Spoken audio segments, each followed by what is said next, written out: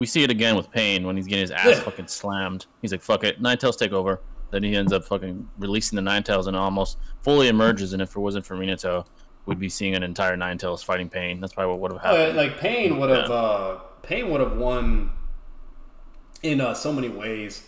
Going back, really thinking like if he didn't get emotional when Tsunade said her one thing, like if he didn't get triggered, he would have never done the chaotic Shinra Tensei. That's the only reason why he did it. He got fucking triggered and butthurt. And he's like, all right, bet, you want to talk your shit and be ignorant or whatever, blah, blah. Like, all right, I'm going to make you motherfuckers understand. Yeah, he definitely miscalculated a couple times. If he's not as cutthroat. Yeah, if he didn't do that, because, like, let's be real, like, Itachi, if that was Itachi instead and he was running, he wouldn't fucking be that reckless. He would just get to the point. Yeah, he would just do what he got to do. Like, and even Conan called Pain out for that. She's like, that's reckless. Like, for one, it shortens your lifespan, makes you weaker in a sense or whatever. And two, like, it's going to nerf the fuck out of you, you know what I mean? But he didn't give a fuck. He's like, whatever. He was really emotional, and he even mentioned what's that dude's name? Yahiko, whatever. He's like, oh yeah, Yahiko. Yeah. He mentioned him before he did it too. So like, he was very, very emotional. But if that never happened for plot convenience, he would have still had his abilities. Been at like obviously he's not full power. He's still like fatigued in a sense, but he'd have been way more stronger overall. And Naruto would have got fucking slammed because the moment he got his power back. He immediately dealt with all the Toads, Pa and Ma, and Sage Naruto instantly. Yeah, what he did incorrectly is, he definitely gave appeal to his emotion. Conan pointed it out. The most logical thing to do would be go to Konoha, kind of stall until Naruto gets there and fight him at his strongest version he possibly can. At that point, and he knew where Naruto was too. He knew where he got the intel from that one fucking chick when he took out her soul. So he got all that intel, and he already knew where Naruto was at, and he even says it while talking to Tsunade, and she's like, "How the fuck did he know?" Whatever. And I mean, so if that never happened, even when Naruto came with that legendary appearance, he would have got fucked. And even Paul like foreshadowed that as well back when in those other statements I was talking about at that one point, where like even he says like, "I don't even know if that would even be enough to beat Pain with you having Sage Mode and shit, yada yada." It was very, very improbable that he was going to win that, even with Sage Mode. Exactly. So that condition is just that blatant. And once again, you already know, but there's tons of rats and tons of fucking dishonest people that try to say, "Oh, Sage Mode Naruto's stronger than Pain" or some shit. Yeah, they try to create this false narrative based off what the outcome, but they don't take into consideration the context of the entire altercation. Like, it's obvious that Pain was heavily disabled and handicapped. Yeah, so, it was this blatant bullshit. And then, and like I said, it's just, like, what's crazy is it's the opposite effect. You know what I mean? Like, it just goes to show how strong Pain actually is. You know what I mean? The fact that he's farther away from where he's controlling the puppets, that's the thing. Technically, arguably, in the Rain Village, he should even be more strong because he's closer. Yeah, definitely. You know, and that's like prime Pain. Yeah, and we kind of see that like with when he literally is outrunning V2 Six Tails Naruto in speed. Yeah, still. While fully fatigued and by himself, he's outrunning it. He has to get more closer to his real body, and then he's able to do Chibaku Tensei and shit. There's some arbitrary level of decreasement in his power the farther he's away. So he ran to himself, and he's like, all right, now I got enough. I got enough power in the tank to the Chibaku Tensei. And if you could also argue that if he's at full power, like when he first came to the village, that he could probably still be able to do a Chibaku Tensei. But because he was spamming, all his running on abilities over and over, slamming the whole fucking village and shit, and then chaotic Shinra Tensei, and then you know everything else. But that's probably why he didn't have enough juice to do it at that distance, and there's that too. But either way, it's all interesting. But bottom line is, you have all this fucking stuff, and it's like, that's the first thing. It's the fact that he even immediately had no powers, and he was still holding his own without Tendo powers and not a full power, and doing really well against all prep time Sage One Naruto, basically. Basically, as prepared as he could have been, he basically knew everything. Yeah, like literally, like Katsuya telling him. Like Naruto had all intel on him. Mom was there. All the fucking big ass summonings were there, and he still was struggling and practically equal to Pain still. Yeah. And then the moment he got his power back, he just started shitting on all of them, and he had one path to Pain left. Oh no, he had two left. My bad. And then basically, like, we see what happens there. Like Naruto's able to like create like a smart opportunity, whatever. And then like he deals with those two, or whatever. And then like he basically uses Shinra Tensei and just immediately starts shitting on Naruto. But like overall, like he loses with all those conditions to help him. Then Pain is still given a run for his money against V2 Six Tails Naruto, which is crazy impressive. Like, he was getting beat up a good bit, you know. And the anime looks more better for Pain, while the manga is making it look more he's getting slammed. But yeah, for sure. But either way, like, he's holding his own, especially for all the conditions. That's also really impressive. And the bottom line is, what we know, no matter what, which I do include all the anime stuff too. I'm pretty sure you would also. Oh yeah, me too. Yeah, because there's just there's no reason not to. It's definitely there is no canon. reason. If anything, it just further illustrates what happened. Yeah, exactly. It's just all basically like off-screen material, at least from the manga, you know. Yeah. And so overall, when you consider all of it, he's literally going blow for blow with the V2 in the anime. He's dodging, he's moving, he's still fast, whatever. Manga, it just shows more of Naruto beating him up. But even while he's getting beat up or technically like killed situations, he's still alive. Like, that was what was crazy too. Nagato was bringing him back to life somehow. I remember in the anime, he like slams his head with that big ass rock piece over and over. His eyes go in the back of his head, and then he just comes back. Clearly, it's like far beyond human capability thanks to Nagato's. It was insane. Like insane durability feats. Not even that. Orochimaru melted from touching Four Tails Naruto. Yet Tendo Pain could just go blow for blow with it, or block it and shit, you name it, be grabbed by it in his face, and he could still not be melting or dying. Yeah, literally, like Pain, specifically the Diva Path's durability is extremely underrated. It's just crazy. And you could even technically, like, if you were arguing for Nagato, and I know you would probably do it just to make someone even more mad, you could even argue like that even the other passive pains could probably have durability in a similar sense, or whatever, some relativity, as long as he's applying enough chakra for them. You know? I agree with that. Yeah, what's I it called? You could do that. Yeah, and I don't see why not, because it's Nagato, right? It's just his chakra. Yeah. So, but bottom line is the fact that it's like one path of pain to where now he can just give all his chakra to that. And he just has it, like, let's be real. Tendo Pain had some, in comparison to a lot of people, even Minato, which is weird to say.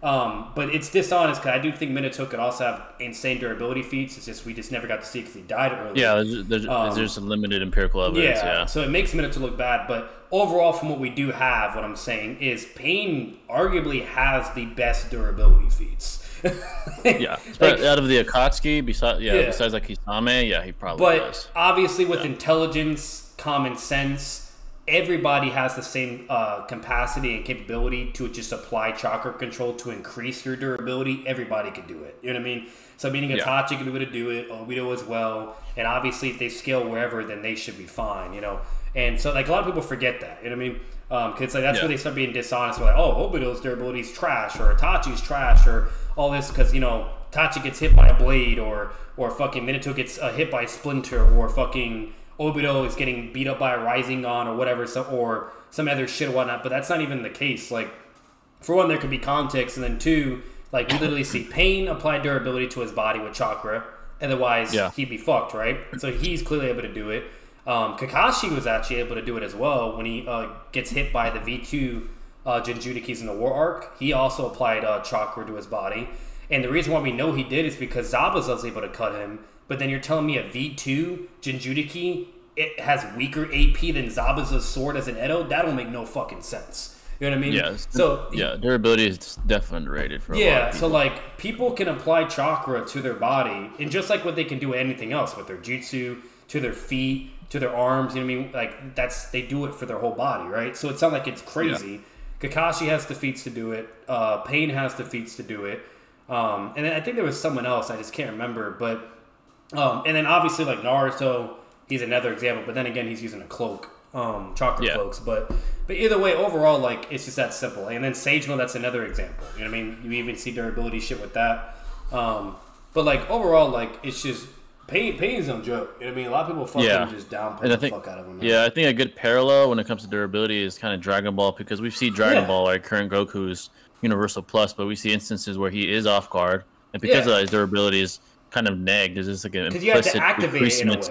There's like this implicit decreasement of durability. Because of that, we see instances where like a regular Frieza-gun shoots him with a blaster and he gets fucking shot. And he doesn't have that durability. It's just because he wasn't focused. He wasn't activating anything, whatever. So he's basically a normal human at that point, right? In a sense. And it's kind of similar to like Obito. Obito got hit off guard because Minato's so fast to get out of thing on. But then later on, we see him literally nag. I think it was Sogetsu trying to hit Kisame with a fucking like seven swordsman sword. He caught it with his fucking wrist. With his wrist, like he didn't feel shit. I was like, what the fuck? So clearly, when they're on guard, there's this implicit like increasement to the durability for sure, and especially when there's chakra infused for sure. And that's what I'm saying. And a lot of people, aka someone like Noodles, is very dishonest with that shit. And we're just be like, oh well, since Minato got hit by a splinter, that means that's his durability, and that just makes no fucking sense. So because like, what are we gonna say that now Pain beats Minato because Minato has a worse showing in comparison? That's fucking stupid. You know what I mean? Like, exactly. It's what they do is they'll take a small snippet and try to use this small substrata of information to try and paint this false narrative that creates this false conclusion, which I don't think is appropriate, especially when you're trying to be like genuine, like intellectual discusser of anime or whatever. It's not appropriate at all. It's very, very disingenuous to try to use this small substrate of information to try and paint the narrative of the entire narrative that's presented by Kishimoto. So it's bullshit. Yeah, it's definitely bullshit. So you see that all the time. We're gonna continue all the fucking time. Yeah, definitely. That's why you got people like us. And even Swag and Six, they're really good on that too. Yeah, they're very logical. Like, we're not gonna agree on everything, but yeah, they're very logical. Yeah, like even they would immediately be like just shutting that bullshit down or whatever. Yeah, they'd be like, that's bullshit. Like, yeah, they definitely would. And the whole Sasuke Fortail thing, like, it's debatable enough to where I don't think they're being disingenuous. I think they probably actually believe that. No. At least at that point in the narrative, I do think they. I mean, at that point in the video, I think they did believe that. Yeah. But I wouldn't be surprised if you talk to them and they change their mind. They're like, oh, maybe you're right. Maybe you're right. Exactly. That's happened. Yeah. That's what I'm saying. Even me, I've been like, oh, maybe you're right. Not even that. Like, Hashirama and Madara is a great example, too. Like, we're over here seeing them get hurt by fucking blades and shit. But then again, that's when they're, like, fully fatigued and exhausted towards the end of the fight. Yeah. You know what I mean? Like, any blah, blah. So what? Are we going to say because those are the only durability feats we see in a sense? Well, that's actually not true with Madara. But either way, like, let's say, like, that's what we see in a sense. Like, therefore, that's... hell no. Like... with their scaling, you name it, whatnot, if they applied chakra to their body, they could probably be able to tank crazy ass shit. Better yet, we actually see that with Madara as an Edo. He's able to tank a massive Raisen Shuriken from Sagema Naruto. Yeah, literally. With his body, which is chakra in his body. I would say durability, and I also add this into the consideration. When Kishimoto's illustrating these battles, he can't keep durability at a constant rate. I think there's a fluctuating sort of volatile nature to durability. Like when Hashirama is fighting Madara, obviously you can't die by a sword slash because the battle would end very quickly. So simply put, I do think that durability is definitely volatile, and at times Kishimoto is going to give an individual very, very high durability. At times, he's going to give him low durability, depending on the context and the situation that is transpiring. And I think that's the case. So same thing with Dragon Ball. See Goku at one point fighting Golden Frieza. The next point, he's getting killed by a blaster. So it's very it's not black and white. No, it's not. It's not as simple as that. And then, like I said, like Madara, when he replicated that feat, he didn't use Susanoo. He couldn't. He didn't use Susanoo. He didn't use Rinnegan abilities because Hashirama flat out says verbatim, you can't use Rinnegan abilities. You can't use anything you're fucked and you're gonna get hit by it whether you like it or not because he was restrained by Wood Style. And basically just flat out says that. And then so we know he got hit by that Raisen Shuriken no matter what. And then he's still standing. He's not he wasn't even coming back as an Edo or anything. He was just there and just took it. And even Hashirama says verbatim, he's Naruto's jutsu wasn't enough to take him down, whatever. But it's fine. I was able to put the gates on top of him. And now he can't move. We'll get the ceiling team still, whatever. So no matter what, there's plenty of evidence for one, using logic and being rational about it and how you're explaining it. That's the best way. Yeah. And two, you can actually find tons of feats and other things to prove that as well. That you can apply chakra to your body and increase your durability. So yeah, definitely. They do it throughout the whole show. They use chakra to do superhuman feats. It's very Dragon Ball-esque. It has a very similar parallel. Like Goku at one point will get fucking fucked up by a blaster from a Frieza-gun. The next point he's fucking up gods. It's very, very gray, and it's very interesting. The same thing with Naruto. You see characters get fucked up by a sword. The next moment they're fucking dealing with top tier individuals. So it's pretty interesting. And yeah, guys, like Jay said, you guys are more than welcome to ask any questions, any topics you got, whatever. Anybody that comes through and whatnot. Yeah. Totally up to you. We're about to. What's that? Yeah, I think if you clip that us reacting to the Andrew thing, I think it's gonna get a ton of views, to be honest. Oh, for sure. It just came out too. Yeah, he just dropped it on his Rumble account because he's banned from YouTube. Yeah, and it's all over the place. I'm fucking behind right now because I know he had another interview that came through, and that was like the first one, like right when he got out. And I have that. I'm gonna watch it later. I just haven't seen it yet. This one was probably better. The other one was kind of like him being playing around with the guy. Really? This one, he actually, BBC came to his house and they sat with him. And you have the video, right? Do you have the link? Or? Oh yeah, I can send you the link. I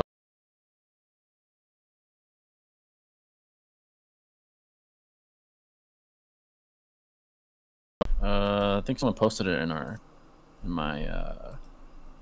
Oh yeah, this Chidori posted it. Shout out to Chidori. That man is always posting everything. Oh yeah, he's a goat for sure. Yeah. There you go. Yeah, it was pretty good. It's pretty interesting to see him slam that woman. Oh, you'll see what I mean. But yeah, it was a good fight. BBC looked like. Oh, so there's a girl in there too. Yeah, the lady trying to sabotage him with these loaded questions, like these very loaded questions to try to spin this narrative. Like it's very disingenuous. But I believe it. Yeah, BBC looks terrible. Like I think they removed it from the UK from airing because it looked so bad. Really? And that's after editing it, and they edited it. This is the full video. Tate made sure, he's smart, he made sure to record it himself and post it on his own platform because the BBC obviously tried to spin it and make it look like he got shot on, which he didn't. So yeah, it's crazy. It's crazy to be honest. No, I'm excited for it, man. Did you post it in the Three Horsemen? Oh yeah, I did. Yeah. Let me hide my thing real quick. Once memento, guys. Yeah, he definitely held his own very well. He was prepared. You could tell. What if you could do SEO smarter and faster? I believe it. With Wix, it's just so disingenuous. Like the whole concept of innocent until proven guilty is like dead now, which is unfortunate. It's crazy. Everybody just believes. Everybody's real quick to believe hearsay. Yeah, exactly. There's a reason why hearsay is a logical fallacy in court. Hey guys, listen up. No, yeah, they don't put up with that shit. Immediately, the lawyer would immediately be like, hearsay. Nope. Yeah, and literally, even the writers or the scribers that copy everything, they're not allowed to even write that in the official document because it's not a legitimate argument. You can't use hearsay. It's speculation or any of that bullshit. So exactly. Like nobody. You have to have empirical evidence. That's just the way the world should operate. Like in the most, there is no way to stop. Like the Johnny Depp thing and Amber Heard. Like for none of them, they were not putting up with that shit. Yeah, like, technically, Amber Heard was getting a lot more leeway with hearsay. I don't know why. Weird. Oh, way more. Extremely fucking strict with Johnny Depp, but with Amber Heard, she was getting some free reign here, and I was like, what the fuck is up with that? But but overall, if competently wise, right? If we actually were being fully competent, that's just not a lot of period for either fucking side. So yeah, definitely. It's not a form of evidence. It's It's just made up fantasy land shit. You know? You can't establish truth like safely, verifiably that way. Like for instance, another good example, but this is the opposite. Obviously, this is not like the same equivalence. But like Casey Anthony, we all knew she was guilty. Oh yeah. But the fact that there was some contentious value and with the evidence between and whatnot, same shit for that. You know what I mean? Like OJ Simpson, we all knew his ass was guilty. Yeah. He had Robert Kardashian, who was a world-class lawyer. He ratted him out, and he didn't go to prison. Exactly. That's what I'm saying. It's no matter what. But guess what happened though? The court, OJ did something else, which was stupid, and the court jumped on it. They gave him a long time in prison for something else. Like, all right, motherfucker, we know you killed somebody, but because you robbed this shit, you're going to prison for a long time, so you're gonna get some kind of punishment. Bruh. They made sure to jump on him as soon as he fucked up again. At least Casey Anthony, at least she was fucking smart and just disappeared in a sense. Disappeared. OJ did some dumb shit and he got a long time. He deserved it. We all know he fucking killed his fucking wife and the guy that she fucked, and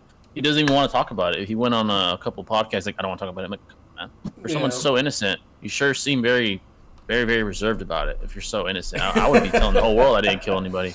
Exactly, bro. Like, what the fuck? This is red flags all the way. But like even shit for that where we do know and it is obvious, but once again, it boils down to the evidence. Yeah, exactly. Boils down to what's comes presented. Down to evidence and hearsay has no fucking nothing. It just can't contribute. It's just it's irrelevant, And then another thing too, I don't know if you heard, but like how the fuck you say his goddamn name, Ezra Miller or whatever for the Flash. Oh yeah, dude. Yeah, all that shit, like all the crap he was doing lately and whatnot, and like, bro, it was so funny because a lot of people were pissed off that they were still willing to go through like the movie with him as an actor, and then basically what happened is, and reasonably, right, because he was arrested for all this crazy shit, you name it, like he was going through a fucking phase. The motherfucker was kidnapping children, like all kinds of shit. It was crazy. Yeah. But overall, like, they were still willing to go, and because everybody immediately started giving, like, bad reviews, and just saying, they weren't saying, like, the movie hasn't been out yet, but it's already getting review bombed, and, like, because it's good. With the actor, so it's funny, because all that's happening, but what they did in response, the DC people, is they said, you know what, when we make the second Flash movie, we're going to have him in that as well. Yeah, it's gonna bomb. They're so petty, bro.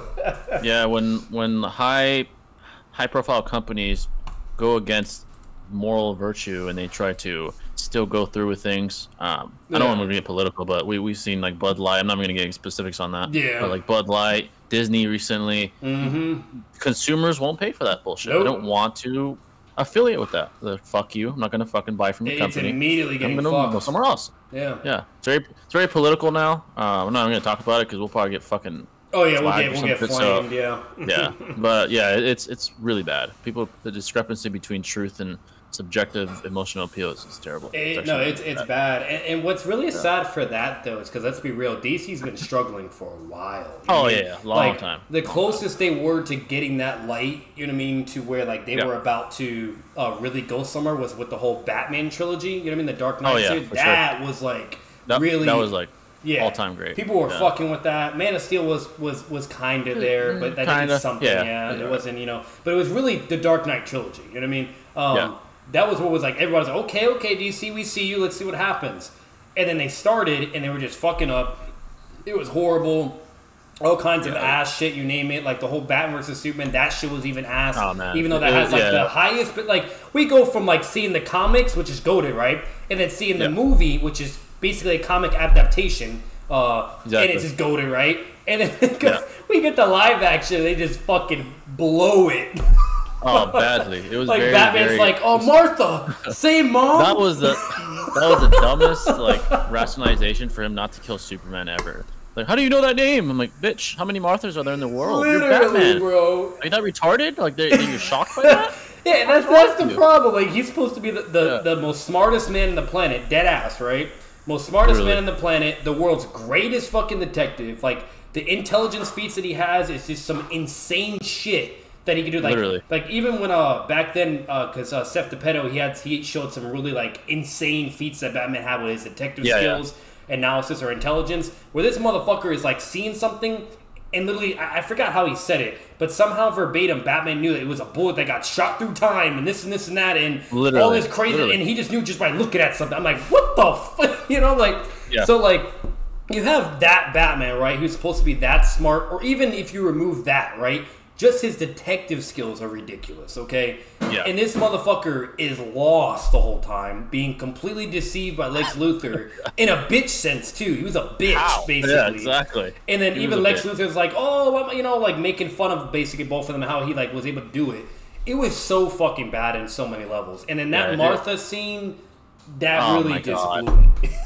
that really put the icing on the cake for the mid film known as Batman vs Superman. Icing on the fucking cake. I was like, are you fucking kidding me? It was so fucking bad. Bullshit? Like don't get me wrong. Like at least the fight stuff and all that was pretty cool. Was cool. Like that was some heat stuff, whatnot. Like, but even Doomsday was fucking ass though in a sense. Oh, dude, it was dog shit. Like the fighting and all that was cool, but like how they did that, I was like, what the fuck? You go to watch the Doomsday and DC movies that are also goated as well. I'm pretty sure you've seen those, right? Amazing, incredible. You know what I mean? Like amazing, goated. That's one of the. Better yet, that was one of the biggest comics in selling history, even compared to Marvel and all DC things. That was a big fucking deal when Superman. All-time great.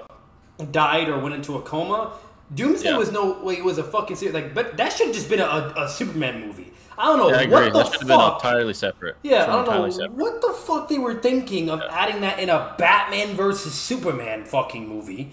But either way they do that, that was all dumb how that even came to be. And then the motherfucker looks like a teenage mutant ninja turtle, and fucking Hulk and Abomination combined. All right. That's literally what he looked like. I was like, is that the Abomination? What the fuck is this? That's literally what I thought. Like Doomsday in the comics in the DC animated films or even shows, he looks like a beast. Motherfucker looks like a menace. Like he was very well animated, and he looked like fucking Abomination from The Incredible Hulk. Like, what the fuck is this? Like they were just it's like Batman. He's one of the world's greatest detectives. He's one of the greatest minds, if not the greatest human mind in the entire DC universe, and he fucking falls for Martha. Like, dude, come on. Literally. Why the fuck would he care? Why would he care? It's just dumb. And it's out of character. Batman's not even emotional. Yeah, very out of character. He never shows emotion. He's always and he does. I'm not saying like he doesn't have. We all know he has them, whatever. But he doesn't do it. He doesn't do it for logical reasons. For one, overall, let's when you have all these community red pill, you name it, whatever, right? When you're showing emotion, whatever, blah blah. For one, that can incite weakness, that can incentivize disaster, etc. Like the whole 9 yards, right? Yeah. But people are probably gonna go crazy. I'm saying that now.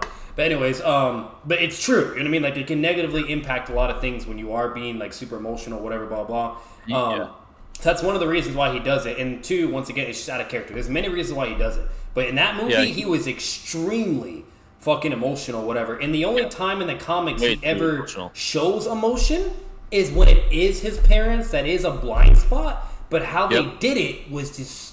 It was like pure definition of being a bitch. It was out of character. Batman, the way he's supposed to be designed, the way he operates, he set himself up to where every action, every logical deduction he makes sets him up for the greatest chances of success, and he knows emotions can cloud that.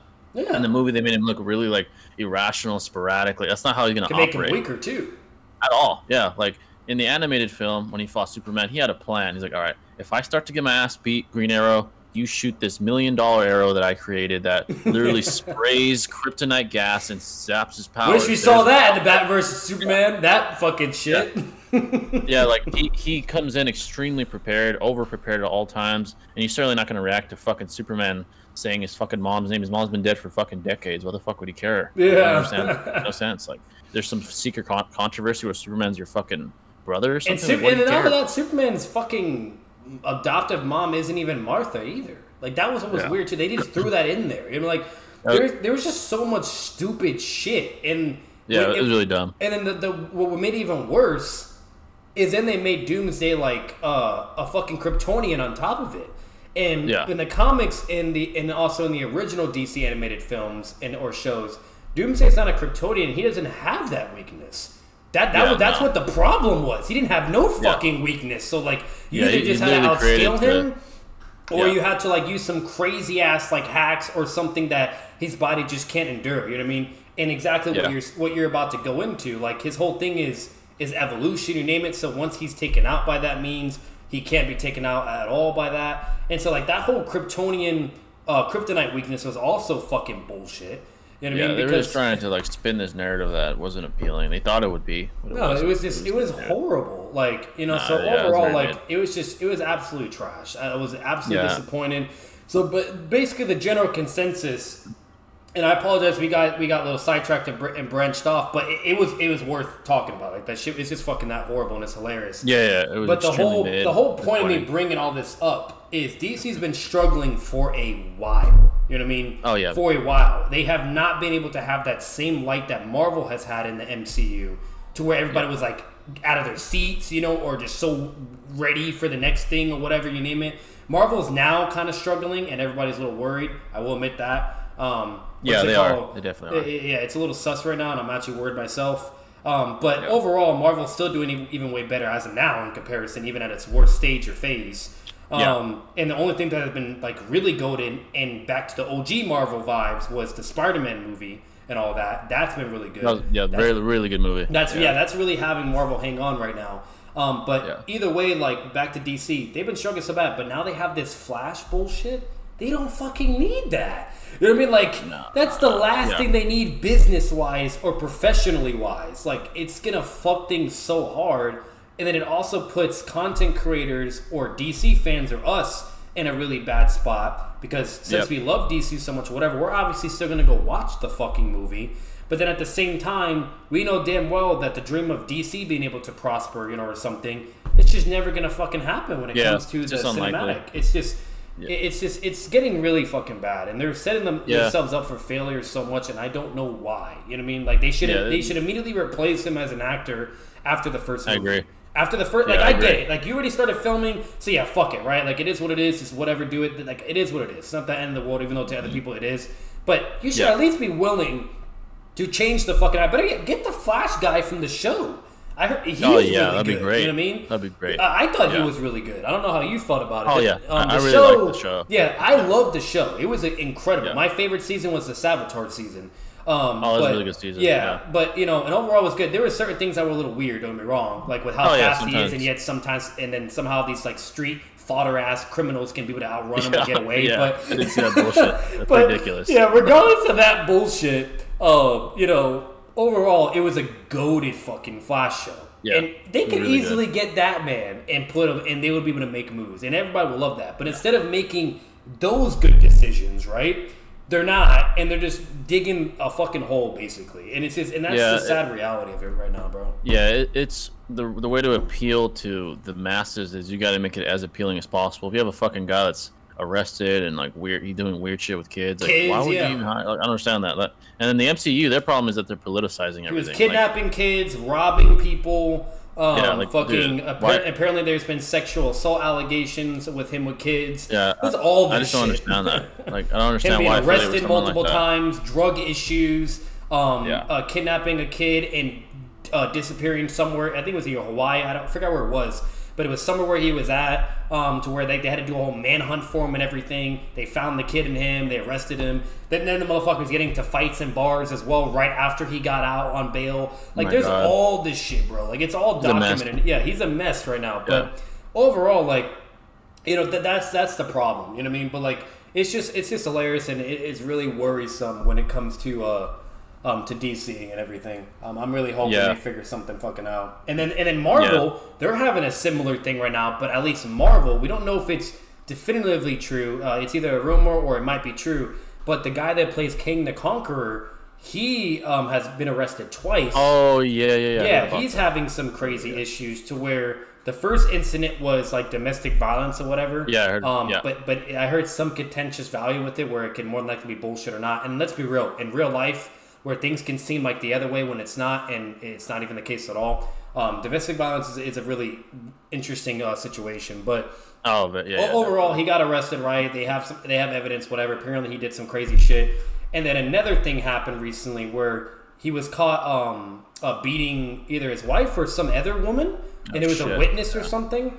So like, there's all this shit he's dealing with right now, and because it's so much negativity right now with him, Marvel, they're about to probably decide to not continue to have him and just replace him with someone else. Yeah, if he is guilty, clearly they should. Yeah, and there's that too. Yeah, we don't know if he is like guilty. Obviously, we haven't got the verdict for him yet. But and even if someone is put guilty, at least for me, I'm open-minded. Doesn't mean that's necessarily the case.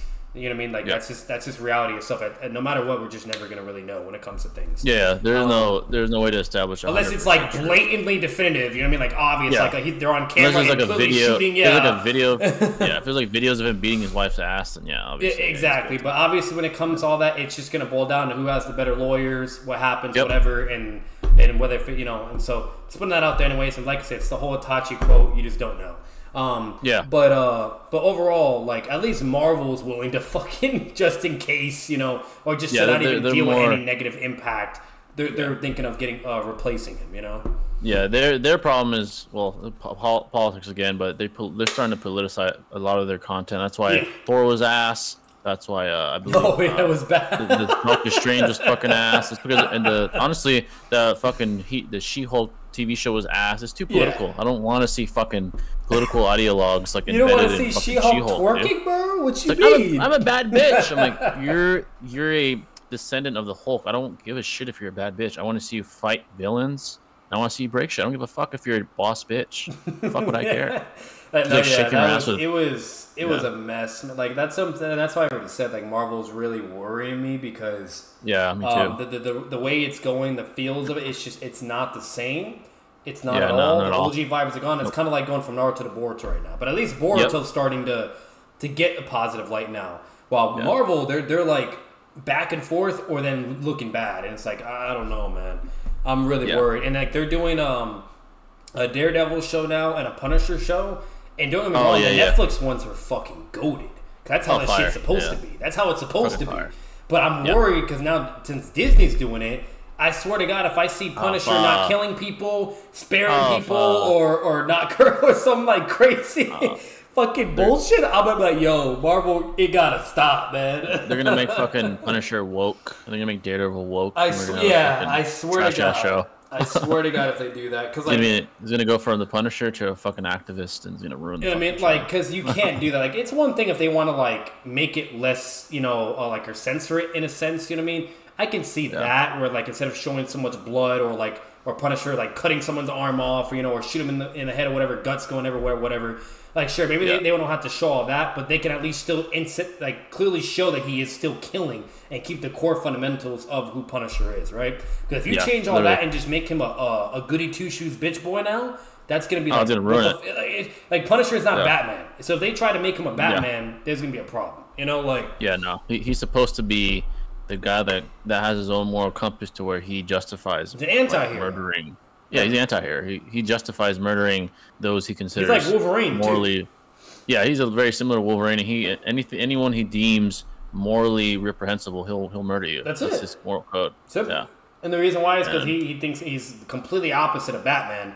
That basically like the only way to get rid of evil is making it perish and vanquish. Because even if you lock it up, whatever, the system's broken, whatever, blah blah yada yada, they still come back out, whatever, and it just doesn't make a difference, right? And so he goes, and that's a whole like morality and philosophy type thing now where we're going into. So we're not going to get into that because that's shit. That'd actually probably be really good to talk about when you do your next stream. To be honest with you, that actually would be a good idea. But the whole like is killing. What's a better method? Batman's method or Punisher's method when it comes to crime, or better yet, if we just stick to Marvel, Daredevil or Punisher's method, which one's better? Because Daredevil's like Batman as well. So yeah, it basically is. Yeah.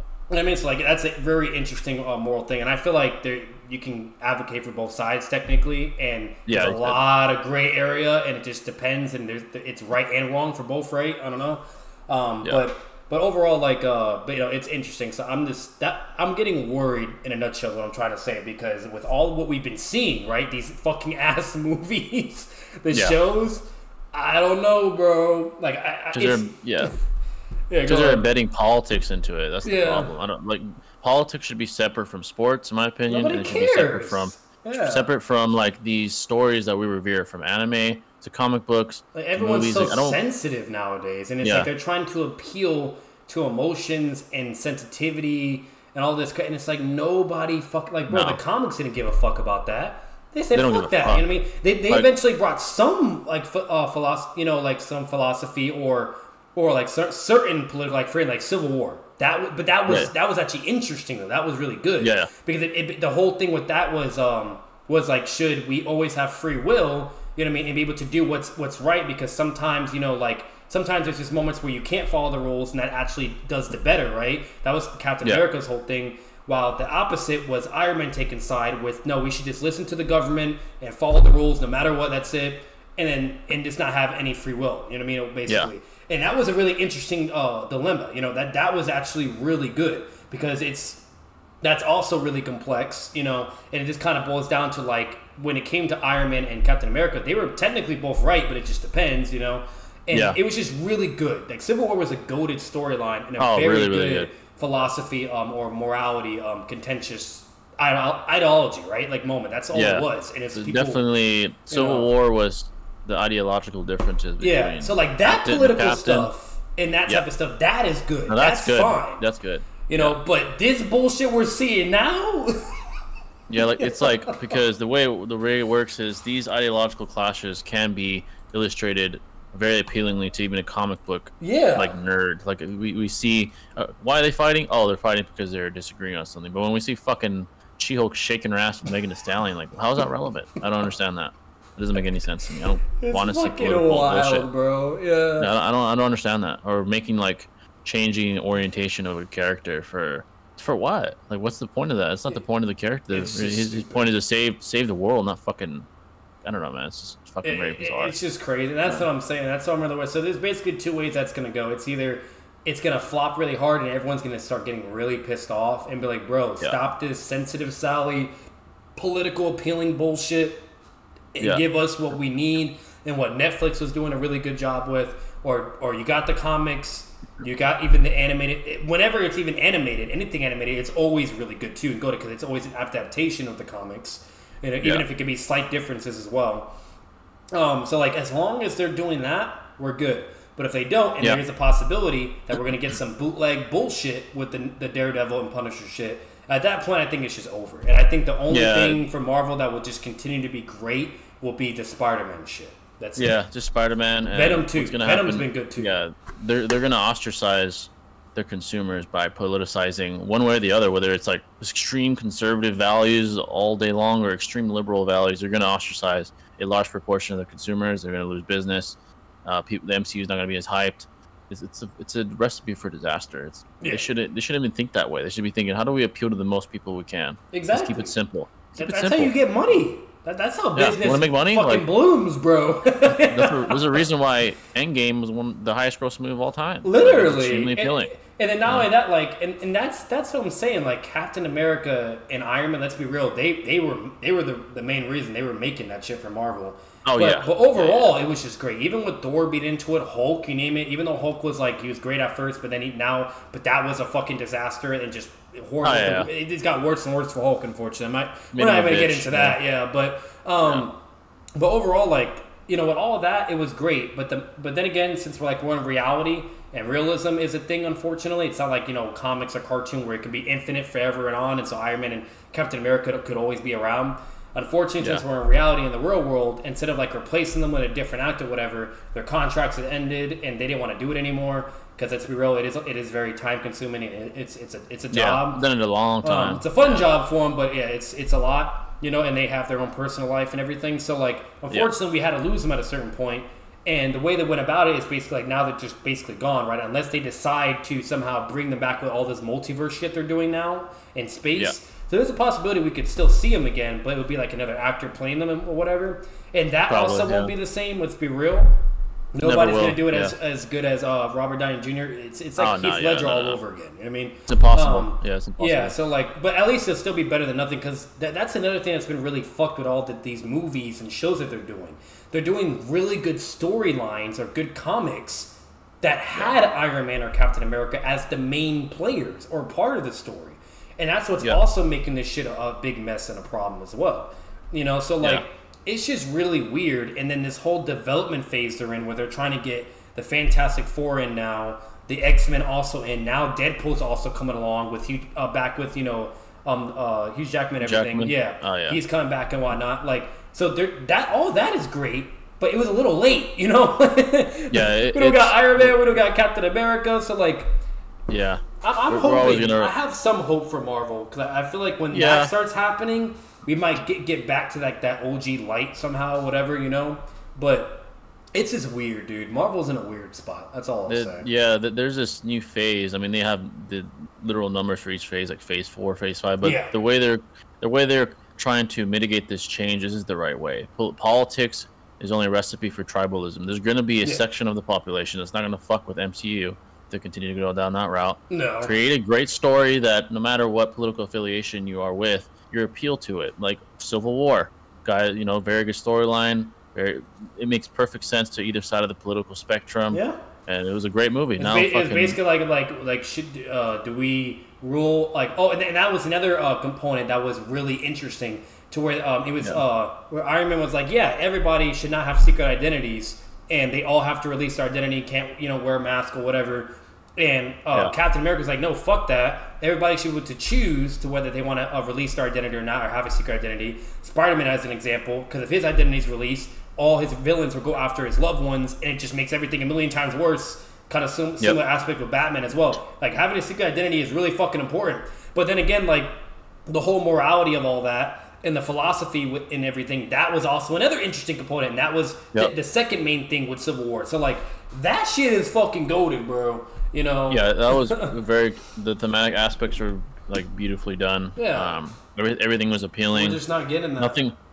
Nothing was forced. It was an organic comic book storyline. It's not bullshit. And it's just great. It's great debatable material too. Like that's just like imagine seeing that on the big screen and actually watching like a legit Civil War, not the fucking. Let's be real, like the bootleg fucking.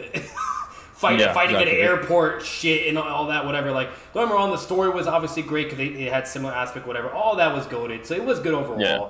But I'm sorry, but the way they did it was kind of like a ghetto-ass fucking version, if I'm being honest with you. But overall, like, you know, that's what I'm saying. But the way they're going now, it's just not at all, dude. It's fucked. It's fucked. It's the wrong recipe, and they're gonna pay for it. Like we've seen companies fall under it because of they're trying to force politics down people's throats. So. Exactly, you know, and it is what it is. And there's even more great examples of Marvel that they have too. Even I think the Civil War II storyline was really, really interesting. Because it was Civil War 1 and 2, but that's what it was. Yeah, Civil War 2. The main thing with that was there was this person that had the ability to see future events or whatever, blah blah, and it normally always comes true or whatever. At least like consistency wise, that's what they knew at the time, right? And they're like, okay, so, and they saw like Hulk like killing everybody, destroying everything, so therefore like they're like, all right, whatever that person sees or whatever, we just got to immediately like deal with the threat, whether we like it or not. So you had one side that was willing to go with that, while the other side was like, oh, we don't know if that will be the case. Maybe we can somehow change it or whatever, yada yada. And then you had that whole fucking side. You know what I mean? So there was that too. But that was even interesting. Like if we had something like that. That's way better than all this other bullshit, you know? Yeah, they're focusing on the wrong things. That's the problem. So, but overall, we'll see how everything goes for Marvel and even DC. We just brought all that up because I just thought it was interesting things and whatnot to talk about. But, but we're gonna get into the Tate interview. We're gonna see how this goes. I great to see in the title it says a heated debate. So yeah, definitely heated. Did you want to share your screen on? Your screen here? Let's share it. It's actually pretty. Well, for Tate, it's good. So yeah, I believe it. Slams are at. Mainstream media is just extremely illegitimate now. You can't even trust. I don't even trust mainstream media. So I believe it. I'm gonna share it right now. Let's see. Bada boom. Should be able to see it. Cool. Oh yeah, no, I see it. Cool. Awesome. Yeah, it's actually pretty good. I hope he does more interviews. I know he's still under house arrest, but. I heard I don't know if it's true, but I heard a recent thing that they like really slammed down and like he's in house arrest until next June. I don't know if that's true. Yeah, that's crazy if that is. Yeah, they would have to charge him to keep him any longer. I don't know. They'd have to charge him with some bullshit. We'll see what happens. Like I know he's still in house arrest for sure now. Yeah, like and I've heard like certain stuff, whatever. Like it's interesting where he said like, oh, it's a bunch of bullshit, like they don't have fucking shit on him or whatever, nothing, you know, like that all this so-called evidence, whatever, blah blah. So like he's clearly like, you know, trolling it and like not really taking it that serious because he's not worried. And that's another thing too. Like let's be real. Yeah. If Tate was, you know, more than likely guilty, right, or whatever, all this shit, whatever, don't you think he would show some form of stress, being worried? Yeah. This and that, whatever, blah blah, or not even saying shit. He would just actually be quiet, you know. Yeah, he wouldn't talk to anybody. Like, so it's like it's like he's basically thinking of his mentality right now, like he has nothing to lose, like he knows it's all whatever. So like you have that, but even if we take that away, from what I've been hearing here and there, like it's really funny and it's crazy how his country is doing him though. Yeah, the criminal justice system in Romania is certainly questionable. It's wild. Definitely not fair. I'll tell you that. Yeah, definitely not fair. But before we start this, I'm just letting you know right off the whip. If you want to put any of this on your YouTube as well, you can, man. Like, I might actually do that too. To be honest, I know I'm be real. We're kind of spitting in this stream. Oh yeah, I guarantee you when you post this, this shit's gonna do well. Yeah. But all right, we'll get this. And what's good, everybody? It's Batman. We're gonna be doing a reaction video with Andrew Tate. It's the first interview with BBC. Yep. It's apparently a really heated debate. I got Jay the Great with me as well. Yes, sir. So, this is a good debate. Definitely a good interview. I believe it's his first official interview since he's been in house arrest and in prison in general. This is an official interview, so it's legit. And I think there was another interview he did as well. I have it in my watch later. When he right when he just came up, I think that was more of like bootleg interview or something. Yeah, apparently he was trolling a reporter. He's like, "Can I get an interview with you?" He's like, "Yeah, sure. Bring your box of chocolates and do it." Like, sure. Yeah, hey, this is actually like for real. Yeah, so this is gonna be really interesting. I'm very, very intrigued. So we're gonna get into it. And like I said, you guys already know the vibes. Make sure to check out Jay the Great. He's about to hit that 4K. He's doing his thing. He's going to continue to grow. He has tons and tons of content. It's all types of stuff, guys. IRL, Naruto, and anime, you name it. So he has goated shit. If you don't know of him, you probably should though, because most of my subs and viewers are from Jay's YouTube and Six's YouTube. Fun fact, if you guys didn't know. Shout out to Six too. Yeah. Go. So we're gonna get into it and let's do it. Yes, sir. Put this shit full screen as well. Wait, hang on. Let me see this shit. Been begging Andrew Tate for an interview for the last... Damn, begging? Well, I guarantee they were. Holy shit. But let's be real. You know why? You know, a lot of people get profit off him. They want that clout. Mm-hmm. Yeah. The BBC, CNN, I guarantee they're all... It's kind of like that Seth situation where, like, anybody getting involved was going to get some fucking value out of it. You know what I mean? Like, Noodles got shit. Clyde, obviously, but rightfully so. Clyde was the only one that should have gotten anything out of it. Swag as well next. But other than that, but everybody got shit. Anyone that was involved, they were just getting... I think even you got something out of it, too. Yeah, I definitely got more following after Seth the Pedo. It was funny, sure. So... But overall, like, it's kind of similar to that. But either way, like, this already is just kind of making me laugh. The fact that they're over here begging, like, because think about it, guys. If you hate someone so much, right, or you think they're like the evil, the devil, and all this crazy shit's going on about him, or we said about him all the time, right? Why the fuck do you even want his attention? Why are you even having him on your platform? Aren't you kind of like enabling that, right? And you get what I'm saying? You know what I mean? Like, it's just it's kind of sus, and you know, it's red flags in a sense. Yeah, hypocritical. And they're doing it obviously for value. You know, that's the main thing. Yeah, for sure. Yeah. But yeah, Tate finally agreed to their begging. They ignored all of their promised questions and attempted a hit job. Okay. Yep. Here we go. Andrew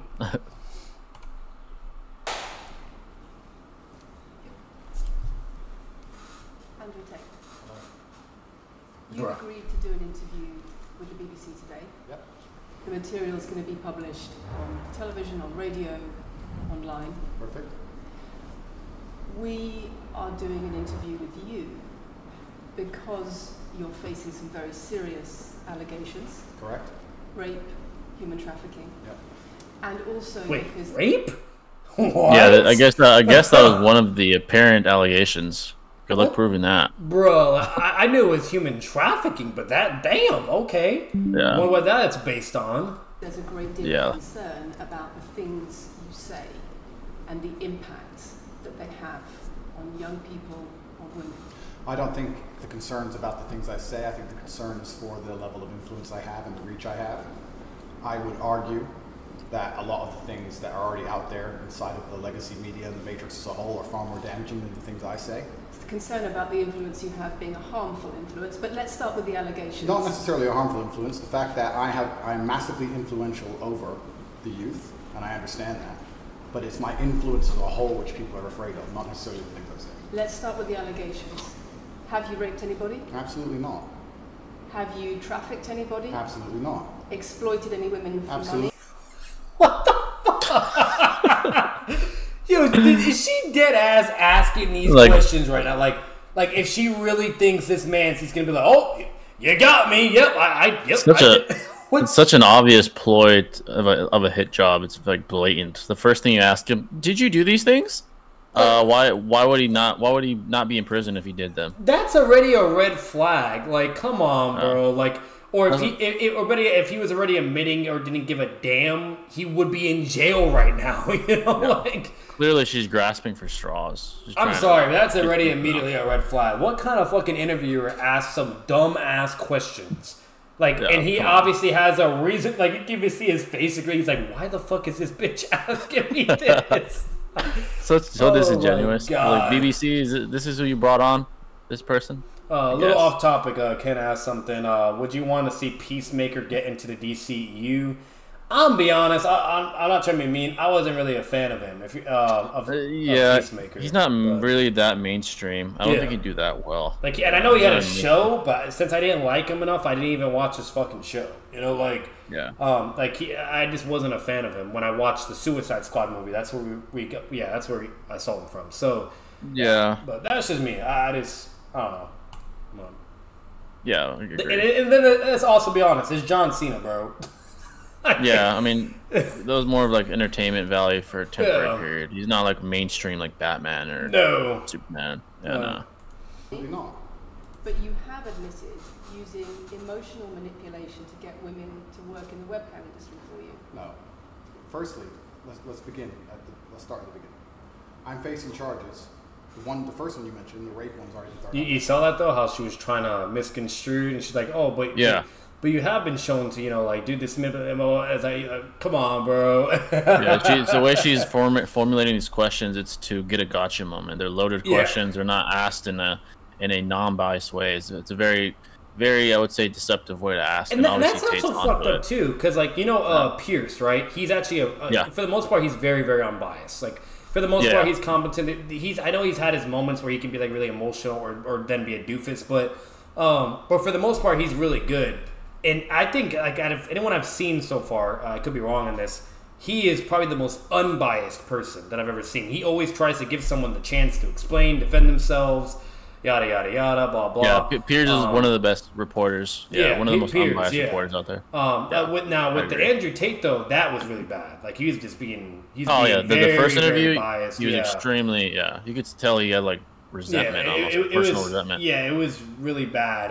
And obviously then he gets bitched and he looks really, really bad. And eventually he was to the point where he got bitched so bad where like he even like started saying like, no, you didn't do nothing wrong. And he was even agreeing that he didn't do anything after reviewing and going over everything. So but overall, he's really good for the most part. Most of the time, like Kanye West, very unbiased. You know, when he interviewed him, extremely.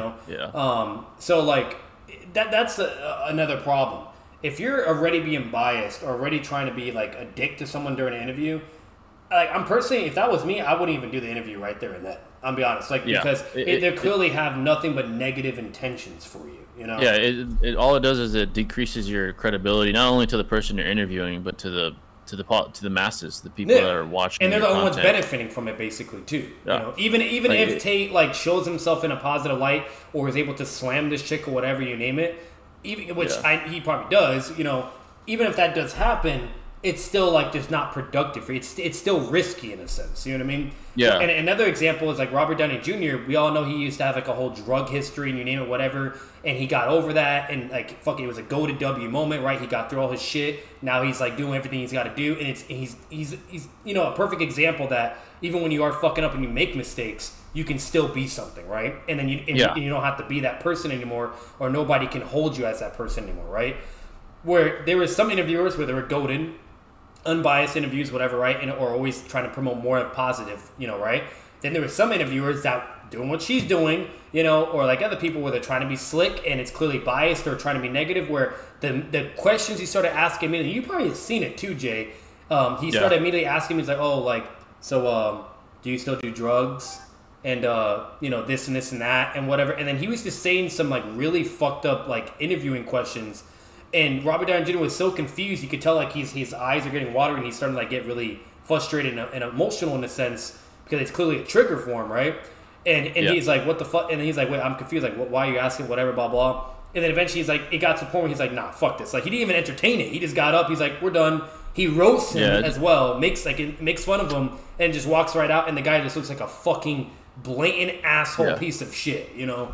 It's just interviewing in bad faith. It's just very disingenuous. Yeah. It's clearly you have an agenda, which you in journalistic reporting, like your journalistic integrity is determined by how unbiased you could be and how lack of agenda should be the case in every interview. You shouldn't have an agenda going into it because you're just interviewing in bad faith. It's not professional. Like if I could find that, I'll eventually like show you it, whatever time. You probably have seen it, but that shit was wild, bro. Like if I was him, bro, I don't even know. I might have smacked the man. Like, it's just very disingenuous. Yeah. Secondly, it's very difficult for me to sit here and have a very frank and honest conversation with you while we're in the territory of Romania about a legal case that's going on within Romania. I have to protect myself. I've agreed to do an interview with you, and I want to be as honest with you as possible. But I can't incriminate myself in any way, and I have to be very careful with what I talk about. There are no charges yet. Correct. There are no charges. There are no charges, and I've agreed to speak to you. But I have to be as honest and frank as I can, while also protecting myself and following my legal counsel. That's fair. She's not the one in the situation where if she says something, whatever, it can bite her in the ass, and now she's getting locked up instantaneously. Like, literally. He has to, like, he cannot, you know, like, he can't give no benefit of the doubt, none of that bullshit. I mean, he just has to be blatantly upfront and dead ass serious about it. So if she can't respect that, then she's a dumbass. So yeah, it's disingenuous. Yeah. You said yourself then.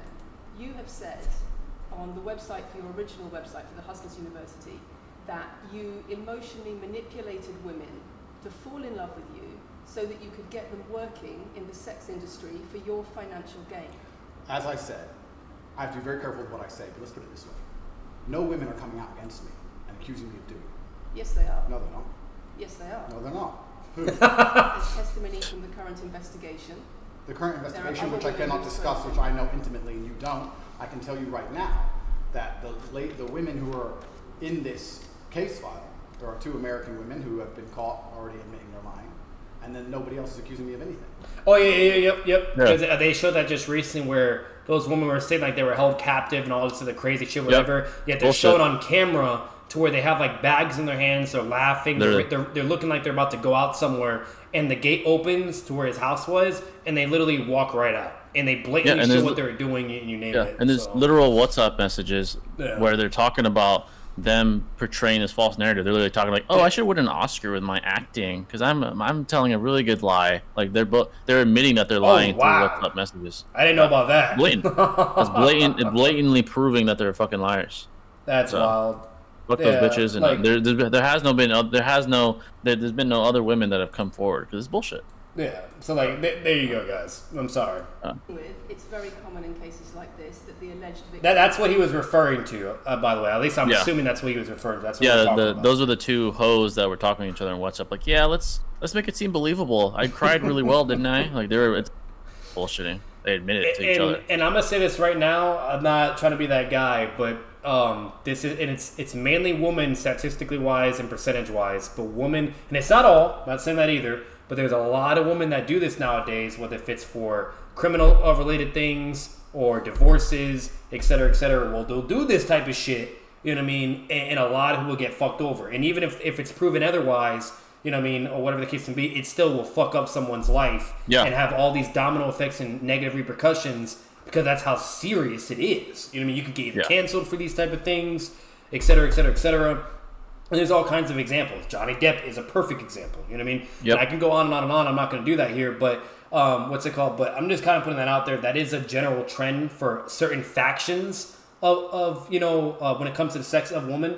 Not all do that. There are plenty of reasonable and great women out there, but I'm just putting that out there. It's becoming a general trend, and it's really sad and scary. It's very, very scary. Essentially, we have to stick for society to function to innocent till proven guilty. That's just the best way to operate. Exactly. Anything otherwise would be tyrannical. It would not be morally justifiable to the majority of society. If you're like, oh, you're guilty because she said so. No, that's not the way it should work. No. Yeah, absolutely not. This is that simple. Do not always see themselves as victims. Well, that's very interesting. It's actually extremely interesting because if I was a matrix-controlled organization and my goal was to slander somebody and try and destroy their name, you're telling me that they've chosen a crime which, one, is heinous, of course, because it damages the person's credibility, and 2, you're saying that even if everyone else involved, if you have 5 people and everyone's sitting there saying, no, nobody's hurt anybody, we like Andrew, we've all worked together, or we're friends, etc. That's not what everybody's saying. No. Let me read you some of the testimony from the current investigation. Can I finish, please? One of the witnesses said... Can I finish, please? You're not answering the question I've asked you. You're not answering the question I've asked you. I am answering the question. Let me read you the testimony of one of the witnesses. You're saying the people who are involved in this, even if they say they're not victims, that they're still... She's not being respectful or professional. Not at all. Like, that's just not necessary, but okay. She's very poor composure from her. Yeah. Trying to attack me and pretend they're victims. Treated as victims by the case that's ongoing. And not all of them are saying that. One of the witnesses says, we can't go into the case. The case is open and active. Well, let's just be clear that not all of the witnesses in the case are behaving in the way you describe, and even those that are, it doesn't bar them from being treated. On what evidence? What does she have? The only women that came forward have already proven they're lying. There's proof that they lied. So she's trying to paint, like, she's trying to create the argument that, oh, just because they're not coming forward doesn't mean they weren't victims. That's a poor premise. There's no way to prove one way or the other. So she's just trying to paint a false narrative with subjective lens. That's my question. Like who are you talking about? It doesn't hold it. That premise won't hold in court. It's not provable at all. She's clearly biased. It's very, very obvious. Victims by the prosecution by the case. We have an open criminal investigation. I am absolutely not really sure I'll be found innocent. I know the case better than you. I know it intimately and you don't. I have seen all the criminal files and the evidence against me and you haven't. I know the truth of what happened and you don't. And I'm telling you absolutely not really, I've never hurt anybody, that the case that's been put against me is completely and utterly fabricated. And that's another thing real quick. She has limited information. There's only so much she can get, like legally wise and human, etc., right? He knows all of it because he's blatantly, literally involved. He has all that shit. So, like, when it comes to transparency of who actually has more, it would be him compared to her. Like, I'm just saying. So, like, I don't know why she's acting like she knows more or whatever. Then there's no way. She would have to be the lawyer involved in this situation to have the same knowledge as him. So, she's acting like a prosecutor. She's just a reporter. Yeah. She needs to stay in the lane. So I don't know why she's acting like she has that level of knowledge. There's no way. That's impossible. No. I'm not guilty of anything. It's very difficult for me to answer your in-depth questions because we're sitting here inside of the territory of Romania. I'm beholden to the Romanian legal system. I do love how the other people in the background even had to tell, like, hey, like, you're not listening. You can't. Just trying to, like that's an unfair question. He literally probably should have answered that. It's not in best interest. No, he should have just dismissed it. But then again, I see how he's, like, trying to make sure he's not looking any bad in any way, in a sense, to where he could just bitch her, so. Yeah. And I'm not going to incriminate myself because you're trying to prod me. You are wrong, and we're going to have to accept that for now and talk about something else. Let me read you then what you have said about what you have done. Sure. You have said, my job was to meet a girl, go on a few dates, sleep with her, get her to fall in love with me to the point where she'd do anything I say, and then get her on webcam so we could become rich together. I don't think that's what I personally said. I think that's exactly what you said. No, I've never said that. That's something that you found on the internet. Doesn't mean I've said it. And again, once again, if any female on the planet has a problem with me, I strongly recommend her to go to the police and try and pursue me for criminal charges. It's actually very interesting that me, one of the most famous people in the world, who's been vilified by the legacy media and places all over the internet, while everyone has attacked me from every single angle, while federal agencies from multiple countries have called over 2,000 women who know me, we stand here with 0 new accusations since my arrest. 0. If you took any famous person, any man of substantial wealth, and you called 2,000 women who knew him, you'd find an ex-girlfriend is upset, somebody who wants money who's upset. They called 2,000 people who knew me and could not find a single woman to make a new complaint. The only complaints they have against me are the initial complaints, which we can prove are lies, and that's where it stands. So I'm not going to sit here and allow you to pretend that I'm some kind of evil predator, when actually I'd argue the fact that people who've been investigated to the level I've been investigated to, if you were to take the average man on the street and investigate his entire life for 14 months, call everyone who's ever known him,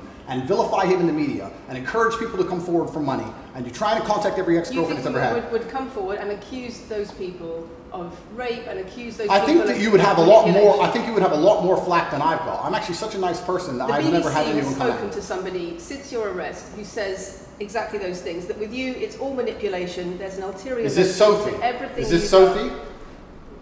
Oh, it's Sophie. The fake name, no face. No, the story that was invented. Wanting to please him and wanting him to be happy. So far, real quick, I'm going to say something about that quote thing. I can't stand it when somebody talks about these random ass quotes or whatever that is something supposedly Tate has said or whatever, blah blah yada yada. Yeah. And because that's a very common one, the one that she just said right there, and he just blatantly denied that he's never said it, whatever, blah blah. That's something you've seen on the internet and you believe it. What's it called? And literally, like, that, I'm just saying this right now, like, that shit annoys me. Like, if you have no evidence to prove he said, like, if he clearly has not said that in a live recording or on video or whatever, or blatant proof, you cannot just sit here and say he said it because somebody wrote it or typed it or put it on a website or whatever and says, oh, this is Tate that did it, whatever, blah, blah, therefore that. Like, that's just, that's not evidence to prove someone says it. Like, this is not verifiable. You can make a website right now. Okay, like, someone can make a website right now and, like, have, like, quotes or say it's my website, right? Or I'm saying all this shit, whatever, or Greg, you know, whatever. And then next thing you know, like, oh, like, does that mean now I said all this crazy ass shit that's on the website? Hell no. You know what I mean? Exactly. Like, that's not fucking proof. I can't stand that shit. I don't know why people fucking do that. Yeah. You know what I mean? If what's even worse is that this woman is quoting some. So the BBC interviewed this anonymous woman. You can't see her face. You don't know her real name. You don't know anything about her. And she was saying, "Oh, Tate did this to me, this and that and that." But why would you? First of all, why would you be anonymous? Why would you use an alias name, a fake name? Why would this lady consider that valid? Like, we don't know if this woman is telling the truth. We don't know who the fuck she is. Tate doesn't even know who the fuck she is. Like, why would we believe that? That's not credible at all. It's not. It's just not. It's like, yeah, like, we don't know who that lady is. It could be some random lady that you paid. The BBC paid to paint this false narrative. And I'll be honest, for me, mind you, where I'm technically a nobody in the sense in comparison to somebody like Tate, you name it, whatever, blah, blah. The fact that I even deal with that type of shit to certain levels already, okay, when it comes to Discord and whatnot, I'm telling you guys right now, like, it's just, it's a thing. People do this shit all the fucking time. They're rats. They're cancel culture, fucking pathetic losers, you name it, all this other shit, whatever, blah, blah. It is what it is. And unless it's him dead ass saying it, like recorded or definitive proof, you know what I mean, whatever, then sure, great, you know what I mean? And then the only other defense now he would have is like, what's the context or why was that even said, right? And if there's nothing to fill that gap and to defend him, then yeah, he's blatantly fucked and obviously he'd be a shit person, right? But 9 out of 10 times, even when though there were certain incidents with that, there was context and etc. And he explained, showed it, whatever, and it was completely thrown out the window. Because for instance, if I'm over here talking about saying something like, let's say I'm talking about like, I don't know, race, right, or whatnot, and let's say I'm quoting somebody, you know, or let's say it's just something where in an area where I'm talking about something, but it's not actually my views or how I feel or whatever, and someone clips it, right, at that exact moment, obviously that's going to make me look bad, you know what I mean, especially if I'm like quoting someone or talking about a situation and analyzing it or whatever, you know what I mean, you could be able to make it and construe it in a way to where I'm look like a racist or something, or look like whatever, blah, blah. That there's context for a reason, guys. So if I'm over here doing a stream and somebody's clipping all this shit and then making all this crazy allegation bullshit, that's dishonest and just bullshit. It is blatant, pure bullshit. Okay, and if you watch the whole fucking stream, you would see why it was even being talked about in the first place, and clearly that's not my view. I mean, either advocating against it or explaining in some way or whatever why this can be like a valid reasoning of thought process, some shit. Like there's things that me and Jay have talked about in real life topics, to where if somebody really wanted to be an asshole, they could clip certain parts, form it in a way and edit it to where it makes it look like we're saying some crazy ass shit, but we're not. Oh yeah, you know? It's intellectually dishonest to do something like that. They're trying to paint and spin a false narrative to destroy you because they clearly have some sort of agenda against you, some emotional, like some sort of. They get profit from it too. Towards you. You know? Views, clicks, you name it. So they get this false. This false product of virtue signaling, like, oh, I'm calling this guy out. In reality, they're painting a false narrative. Exactly. Like, so you're not special. You're a liar. I just want to put that out there. So, like, overall, like, that's basically what you're working with, and that's what I've seen to my end. You know what I mean? I don't know everything, but what I've seen so far, that's what you're working with. And what she just did is even beyond worse than that, because she's just basically bringing up something fan-made, like with no proof. Like, not verifiable at all. It's some bullshit from some random lady. I hate that shit. But overall, everything else, it's nothing that's caught my attention so far. It's her just being bitched. I was just kind of, okay, do whatever you want. And what has she accused? Has she accused me of a crime? This imaginary Sophie? She's making the point that there is Has she accused me of a crime? Emotional or psychological manipulation. I've asked you a question and I've allowed you into my house. I'm asking you a question. Correct, but you're not the boss here because I've allowed you into my house. I'm asking you the question. Correctly, and I'm telling you. You get to decide the answers. No, we're equal here. I've allowed you into my house. You don't come here with a position of authority.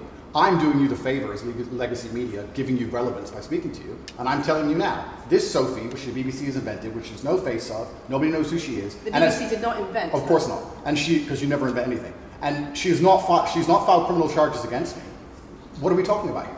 What is she saying? We're talking about emotional manipulation into the sex industry for your financial gain. Absolute garbage. She has not filed criminal. This person, if they exist, has not filed criminal charges against me. I welcome anybody who believes I've harmed them, male or female, any point in the past to file criminal charges against me. I will fight them. I know who I am. I know what I've done, and I know the truth, and I know that I'll be found innocent. I'm gonna put this out there. That's also really, really weak as well. Like, let's say if that was somehow legitimate in some sense, like emotional, whatever. Like, let's be real. When it comes to like anything being with emotional, whatever, blah blah. Good luck even like getting into all that. That's a whole other fucking can of worms too. Like, because like any one of us can be like, oh, I was emotionally abused somehow, whatever, or because we emotionally felt so, like. I don't know if you get what I'm saying, Jay. You could probably explain even better, but like that's also not even just strong at all. This term emotional appeal, there's this level of tolerance before someone considers anything emotional abuse. Obviously, if you're like a 5-year-old and your mom or your dad's cussing you out every day, that's emotional abuse. Yes, but when you're a grown adult, you're a grown ass adult, and you're with a man like Tate, and you're working with Tate, and then you go out, well, these hoes lied. I mean, say in a hypothetical, a woman doesn't want to work with Tate anymore, so they quit, and then they paint this false narrative that he was emotionally manipulating them, when in reality they just wanted to, flip the script and turn on him.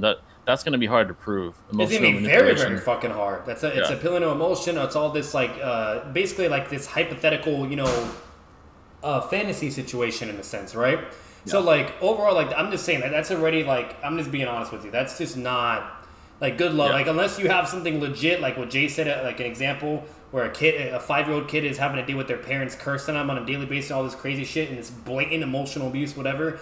There you go. But let's say, like, it's the other type of situation, which is very probable and happens a lot, especially with women in comparison to men, because women are more emotional than men. I'm just saying. What's it called? Like, when it comes to that, basically, if the woman is somehow for some reason not feeling like valued enough, or whatever the emotional disconnect is, right? She can now out of nowhere claim I'm like emotionally manipulated or emotionally abused or some shit, right? And it's just more likely just not gonna work. Like Amber Heard is an example where if she's not getting her way or whatever's happening with a blah blah, she can immediately be like, oh, I was emotionally manipulated or I was emotionally abused because of X, Y, and Z, even though that blatantly is not the case. It's just because she's butthurt about something or she's upset about something, and now she's claiming it as an emotional case. You know what I mean? Yeah, these terms these terms like manipulation and gaslighting, they're overused, and they're certainly used incorrectly a lot of the time. It's individuals trying to paint a false narrative because they have a problem with somebody. Because manipulation and gaslighting imply malicious intent, and that's hard to prove. And the reality is, in a court of law, it's going to be hard to prove unless you have empirical evidence. So her throwing that term around in this interview, it's very disingenuous.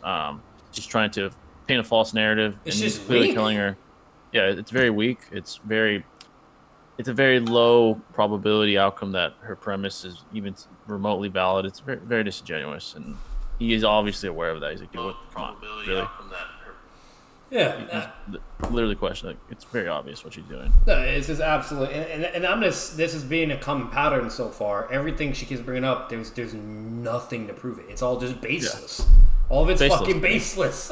Loaded questions with empty, baseless sort of pillars to try to reinforce. Hey, and you guys know how we are. Like the whole Seth situation, Seth the pedo. We were like, we're unbiased individuals. We're willing to hear him out or see what was going on, whatever, blah, blah. And mind you, me and Jay were both Seth fans back then and before. Yep. Like, so when we first started like hearing about all that, we were probably like, immediately when I even heard about it, I thought it was just bullshit or some bullshit, right? I was like, there's no way, you know? And we started watching, we saw the evidence, and there was some very definitive shit, and there was some very high possibility shit, you know what I mean? So, like, we will admit, I swear to God, we'll be the first ones to admit if this motherfucker is evil or wrong for something. Oh, like, yeah. I'm telling you that right now. Seth, we don't bullshit with that. I was a bigger fan of Seth than I was of anybody, probably, before all of Seth the pedo shit, and I questioned him, like, this is probably another attack from his enemies. Then I saw Clyde's video. I was like, okay, this is pretty convincing. And there's 3 hours worth of empirical evidence in this video. Then I saw the Keemstar stream. That was the chair at the top. Ratted himself out. He sort of proved his guiltiness. If anything, he tried to prove his innocence. He did the opposite with this pathetic display. I'm like, oh yeah, he's guilty. Like, his credibility shot. There's more and more people like that were advocating this. Not just Clyde and Noodles. There's a bunch of people. A female came on crying about it. Like, there's just tons of empirical evidence. While conversely, all Seth had was, "Oh, I'm not a pedophile, though." It's taken out of context. I don't know. Those statements are pretty blatant. What you were saying to these kids. Exactly. So, you lose, kid. It's just you're like, a fucking pedophile. That's just basically what you're working with. So like I said, we're not biased. We're not, you know what I mean, or some fucking dick rider or any of that bullshit, or like okay for life or whatever. Nah, if this motherfucker is ever proven guilty or whatever, some shit, yada yada, or something definitive or blatant, we are absolutely gone. I mean, and better yet, I would feel like a fucking idiot. Okay, at this, me too. It'd be the same shit all over again. And I would admit we're wrong, even apologize for it. Okay, and just go on about our life and move forward. But once again, evidence that he's a fucking trafficker, then obviously he's a fucking piece of shit. Yeah, like fuck that. You know what I mean? So like, I'm just putting that out there real quick. You know what I mean? Because I already know I'll probably get some heat in a sense, or somebody's gonna be butthurt from saying this, whatever. Regardless, regardless, it's just inevitable, especially when it comes to him as an individual. But I'm just putting that out there. You guys know how I am. You know how Jay is, and you guys even saw how we were with Seth, and we were obviously blatantly willing to do the right thing and label Seth as a piece of shit. You know what I mean? So yeah, he's a piece of shit. It is what it is. So I know it's a little bit away, but it does have relevance, and I just want to put that out there. So it's all been based. The reason I'm being attacked is because of my massive influence, not because I've ever hurt anybody.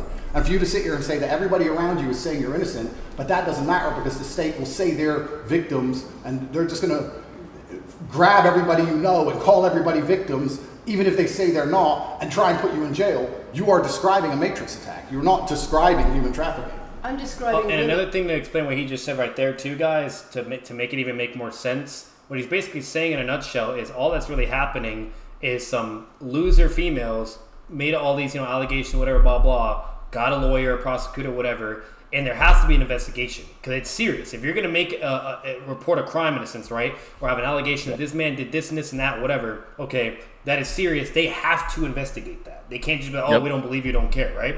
They have to investigate that by their laws, whatever. So they're obviously going to investigate. They're going to get a prosecutor, whatever. And then obviously the prosecutor's job, regardless if it's a bullshit case and he knows he'll more likely lose, whatever, they have to investigate in somehow, some way, even if they know it's more likely not true. Like, look at the Johnny Depp thing once again. You know what I mean? They're going to still have to try to win, you know what I mean? Or somehow prove this bullshit illusion or whatever, right? So that's basically what he's saying. That's why he's calling it as a matrix attack, because that's basically all it is. It is, in a sense. It's a matrix attack, and it's the same shit with Johnny Depp and Amber Heard, where Amber Heard, she has her prosecutors, all of it was blatantly bullshit, whatever. We found out the truth. We realized what it all came out to. But that prosecutor for her still had the job to make it seem true, to convince us, right? To make sure that he's still the bad person, Yeah. Essentially, in Tate's case, two hoes lied, and it was literally proven through their messages. They're literally admitting, and they're saying they deserve a fucking Oscar, literally what they said. Yeah. And this lady's premise to try and counter that is like, well, everyone else is still a victim, even though they say they're not. I'm like, okay, so 2,000 fucking people were called up by the Romanian justice system. Not a single one out of thousands of people said that he did anything to them. Yeah, there's so many women that were with him too. So many, bro. 2,000, and not a single one filed a complaint. And you're trying to imply that they're all fucking lying, all 2,000? They all working together? Like, it's very, very bizarre. It's very disingenuous. Even numbers-wise, probability-wise, it just makes no fucking sense, and it's contradicted in a sense. And it's a horrible premise. And most importantly, and her other main argument was like, oh, well, since it's being investigated and there's a problem, blah, blah, blah, like, that means it has to be, like, legitimate. It's like, no, it doesn't mean that's the case, because we have tons and tons of examples where all because something is being investigated doesn't mean it's fucking legit. It could be a blatant bullshit investigation for no fucking reason, and because nothing is legit or whatever, it was a waste of time and money, right? So once again, this is simple. It's very stupid thinking she's doing right now. Like, it's a very pathetic argument. Women who are going to court to accuse you of rape and human trafficking. We will see what women go. We will see what women go to court in this trial. We'll see which women go to court. Bullshit. We'll see which women go to court. I'm describing women who are going to court to accuse you of rape and human trafficking. Sophie hasn't gone to court. Sophie doesn't exist. I'm describing women who have spoken to the BBC at length. Sophie doesn't exist. And other media organisations about what they say is emotional manipulation and coercion. And I'm quoting back to you your own words, where you describe they're not my words. Coercion. They're words you found. They're words you found on the internet. Oh my God. And Sophie doesn't exist. It went through one ear out the other, bro, and she's repeating herself clearly, now. She's clearly she's using circular arguments because her premises are poor, very pathetic. And they're not going through. Clearly appealing to her own emotion. Like, clearly. But sure, let's start the circle game now. Here we go. Yeah. In your voice. Move on to the next subject. Yeah, and what Tate just did right there, that's what you do. In a debate, it doesn't matter what it is, whether it's IRL, like real life crazy shit, or anime, whatever. What he just did right there, move on, circular reasoning, right? Or I don't care, you're just repeating yourself. That's all you gotta do. Don't even entertain the bullshit, guys. Yeah, extremely apparent that she's extremely biased. Yeah, not a good reporter, not good journalism. For a minute. So there's other places in that same website where you say you get girls to fall in love with you, and they do it because they love you, because they want to do what you say. Convincing women to take part in some kind of business arrangement doesn't work long term because they're emotional. You've got to get them to fall in love with you. That's coercion. That's emotional manipulation. That's abuse. What you've found are clips from the internet, some text from the internet, and you're going to sit here and tell me that that's the reason I should be your website, your words. It's not my website. Yes, it is. No, it's not. Check my website. Next. It's the website you're taking down. I wonder why this comes up. He's like, that's not my fucking website, you dumb bitch. I actually have an actual website. Go to my legit website. What are you talking about? The hell? Someone said on the Twitch chat, you can tell she's salty. Oh yeah, she's definitely salty. Oh yeah. Sorry, I'm over here. I'm so invested into this shit. I'm over here forgetting about you guys. My bad. But yeah, like, nah, like she's fucking tripping. Like, extremely biased, extremely poor journalistic integrity. This is very pathetic. Very pathetic. It's pathetic. Have been taken down. No website's been taken down. My website is the same. It's been the same for a very long time. Like, and think of this too. Like, if it, let's say, even if it was his website and there was something put on there, you do know, like, if you're good enough, you can be able to hack into websites. You can be able to, like, fabricate shit, or even make things look like that it's not legit. Where he can have a website and it's quoted in a way, and then somebody could do something and make it quoted in another way and make it look like it's on his website, but it's not. People do that too. Or if they're really smart enough, they can hack into it. This is not common. It's very rare, but it has happened as well, where people can hack into websites and do shit and whatnot. So there's that too. But the fact that that's not even the case at all, meaning there's no contentious value, period, and it's just blatantly not even his website, and he's saying that, it's like, bro. Yeah, if the prosecution isn't using it against him, what makes anyone think she fucking knows anything else more than they would? Literally, bro. Like, come on. On this investigating website, him for months. On the original website, have been taken down, and I wonder why. You are accusing me. I'm guessing what you're trying to say is you're accusing me, and you're trying to say that I'm guilty of the things I'm accused of, and I'm emotionally manipulating people. I'm saying that you have said you emotionally manipulated people. He already responded, you dumb bitch. No, absolutely not. She's fucking repeating herself. Absolutely not is the answer. I look forward to the end of this trial. I look forward to clearing my name. I look forward to the BBC and the legacy media having to say not guilty and having to tell the truth. As I've said before, the only other person who's been found, despite absolute rigorous, destructive levels of investigation and prodding into my life, is this imaginary Sophie by the BBC who doesn't exist. And if you were to find any single other man on earth and try and analyze his life forensically to the level they've done mine, you would find genuine damage to people. I don't hurt people. It's not just thousands of women have come out in my defense. Thousands of women have come out in my defense, and you've not mentioned that. Thousands of women come out in my defense. Jay said that. The problem is when women accuse you of serious crimes. Okay, and emotional manipulation. but let's agree that thousands of women. Let's agree that thousands. It's not the problem that some people say you haven't done it. It's a problem that some people say you have. Thousands of women come out in my defense, and as we stand right now, we have an open criminal investigation. The people who are involved in the criminal investigation are saying that we're not victims of anything. Andrew's fine; he's never hurt us. You're saying no, I have the opposite. And before you guys even say it, because I don't even want to hear this bullshit either. Oh, well, he probably paid all those people. Bro, you're telling me thousands upon thousands of women that have been on his parties, this and this and this, you name it, or whatever business, whatever the case may be. You're telling me every single one of those women, he's somehow, some way gotten with them and somehow has some blackmail or who knows what, right? Like some movie scenario shit to where like that's why they're willing to advocate for it. Come on, bro. Come on. That's just dishonest.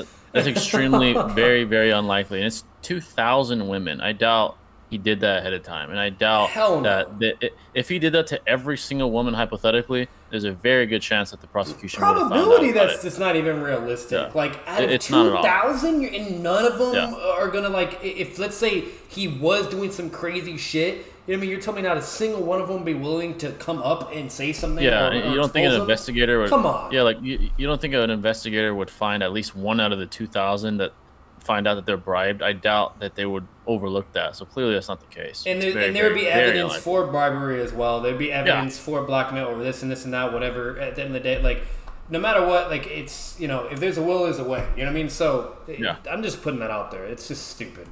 I have someone called Sophie with no face, a fake name, who we've invented, and she's not accusing you of anything criminal. So I don't see the whole point you're trying to make here. You say you manipulate women, they say you manipulate women. Why wouldn't people think Who's you do? they, bitch? Who's they? What are you talking about? A fake fucking person? I could see Jay in a debate on Discord against her, and she's saying that, and he's like, who's they? The fuck you talking about? There's no they, except the two hoes that got caught lying and the fucking imaginary bitch that was on her show. We don't know how she looks like. We don't know who she is. Whoever that bitch is never went to the police. So that's your they that you're claiming? Come on, man. Yeah, it's like, come on. It's crazy. On your website and the testimony you've printed something off that you found on Reddit, and you're going to sit here and say that makes me a bad person. I'm saying that you should know better as a journalist and do some proper journalism. Let's investigate the fact that do your job better. I am. Literally. I already have, and we should move on. She's just trying to start an argument. It's not only about the criminal allegations. It's a much bigger issue. Hey, this right here being emotional manipulation right now, apparently. You know, she's clearly dissatisfied. She's not happy, blah, blah, yada, yada. I guess now she can just make a claim that, I was emotionally manipulated because, you know, the interview, blah, blah. Organisations in the UK. I got gaslit. Organisations in the UK. You've got the police naming you by name as someone who has a harmful influence on children and on women in the UK and elsewhere because children now? Because of the way you present fucking children of another fucking read the way you say you should treat women. That's very upsetting, and the reason that's very upsetting is because I know that's not true. I'm genuinely a good person. I believe my impact on the world is positive. In fact, if you were to read the comment section of nearly any video I post, especially by the legacy media, 95% of the population agree with me. Most people know that the things I say are positive. Legacy media that is true. He is kind of spitting there. Statistically wise, you name it, they actually agree, whatever, this and that. It's a lot of support and love, blah, blah. Don't get me wrong, you're going to have the whole other percent that's obviously completely against him because they have all their motives, blah, blah. But like, more numbers-wise, it's the opposite. It's the contrary. At this point, he probably has millions of fans now. So I'm just saying, you know, it's the statistics, so... Yeah, all its credibility in the last 3 to 4 years. Nobody believes it. And it's a shame, it's a massive shame that the BBC come here and try and push and purport this idea that I'm a dangerous person. I'm anti-drugs. I've never pushed drugs or any, I'm anti-drugs, I'm anti-violence. The UK is facing a knife crime epidemic, and they're going to sit here and say that I'm the most dangerous man in the UK. You have said I'm the most dangerous man in the world. What the fuck? I've said I'm the most dangerous man in the world. You've also said that a woman's intimate parts belong to her male partner. I'm glad you find that funny. I find it funny that you're sitting here saying that I've said I'm the most dangerous man in the world. You know damn well, like, let's be real, that is something Tate would say, let's be real. Yeah. But we know damn well if he was saying something like that, it wasn't in a literal fucking sense, because there'd be context. It'd be him joking or like some movie or some cartoon bullshit scenario, whatever. You know what I mean? You know what I mean? Yeah. Whatever it is, if he was that, just say, like, say I'm the most dangerous person in the world. Like, come on, bro. Like, I would even say something stupid like that if it was funny for some reason. Fucking or joking. Like, come on, man. That's just. Oh my god! Like, but yeah, I've had moments where I was describing like real life situations in certain videos of mine on YouTube. To where I was like, bro, like, the SWAT, where they were just thinking I'm Batman or something and blah, blah, or the most dangerous man in the world. So I guess if you clip that moment when I said I'm the most dangerous man in the world because I had a fucking SWAT and you name it all over me and somehow they think I'm a fucking god or something, I guess now I'm evil. That's literal, right? I'm admitting I'm a dangerous fucking person. It's so dishonest. Like, it's clearly she's being extremely intuitively dishonest. It's so some data books bullshit all over again. Tamari's universal now. Like, holy fuck, man. You believe that's Kakashi's omnipotent now, I'm asking if you believe it. No. You said you're the most dangerous man in the world. Is that some kind of proof that I'm dangerous? Am I Dr. Evil now? I'm telling you that it's very upsetting that you're going to sit here and that certain organizations in the world are going to try and pretend that I'm the biggest force of evil on earth. I'm genuinely a force for good. I'm genuinely a force for good. And the reason they're doing this is because of the massive influence I have over the youth. And they don't like that I'm telling the youth to think outside of the matrix and ignore things like the BBC, which come here with loaded questions and false narratives and try and paint innocent people as guilty. You said women's intimate parts belong to their male partner. I said that if a woman marries a man, she takes his last name and traditionally the man gives her away. I've been pushing traditional religious beliefs because I'm a religious man and traditional beliefs in regards to marriage. I was going to put this out here. A lot of Christians, and blah, blah, they also believe in this as well and advocate, yada, yada, yada. So, like, where's their treatment? Why is he the only one that gets it? Yeah, like, he's just the martyr, even though most religious advocates or individuals, they want traditional. Yeah, they're all about traditional marriage or just you can only be a guy and girl. Like, they're blatantly not. They can't stand anything to do with like trans or even gay people, yada yada yada. Like, so like there's plenty of people that advocate to extreme traditionalism or whatever, or even reasonable traditionalism, like what he's doing, right? And nobody gets on all those agendas or organizations or churches or whatever, blah blah. But yet for him, it's the end of the world. He's apparently the martyr, apparently. And better yet, there's religions out there that are actually are bad. That, you know, whatever, blah, blah. Yeah, everybody would be real quick. Oh, well, it's the religion, you know, you got to respect it, this and that, whatever, blah, blah. But yeah, if it's a religion, a perspective he's providing or whatever, it's evil because it's him. Yeah. I don't understand that. I don't. Clearly picking and choosing. Yeah. Which everybody accepted 10 to 15 years ago. So that's not a crazy conspiracy theory.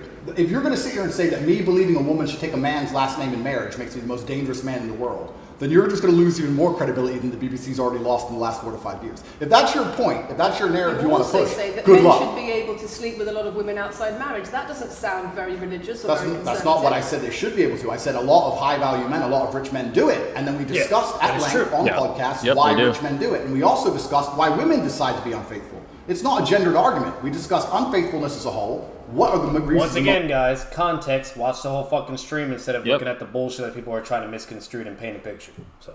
Yeah, literally. Motivations for men and what are the reasons motivations for women? Because you have no time to actually watch my content. Because you have no time to actually watch my content at length and understand what I'm saying, you just come here with a small snippet which we provided to you on a piece of paper. 3 times doesn't make it true. No, completely. You don't have a clue what I say or what I talk about. You never watch my content. You have small pieces of paper, small clips on a piece of paper, and you're trying to pretend I've said evil things. And then you're going to say I'm the most dangerous man in the world, which is truly laughable. You said that, not me. Okay. Do you believe I'm the most dangerous man in the world, Lucy? I'm not answering your questions. Well, then if he was, let's be real. The fact that she's even doing that, it's so laughable, and he's definitely right. Because let's be real, if he really was the most dangerous man in the world, she'd be dead right after this interview, probably. You know what I mean? Why would the BBC? Something would happen, or better, he probably would even do something to her right now. You know, like. Yeah. What the fuck would the BBC even message him if he was dangerous? Literally, come on, bro. It's just so bullshit. It's so disingenuous. Like, get the fuck out of that bullshit. Because, and I'll make this clear, I allowed you into my home. I'm doing you a favor, giving you the first interview I'm giving to the public. You don't come here with a position of authority. You're not the police. I don't respect the BBC. I don't know you. You do not come here with a position of authority over me.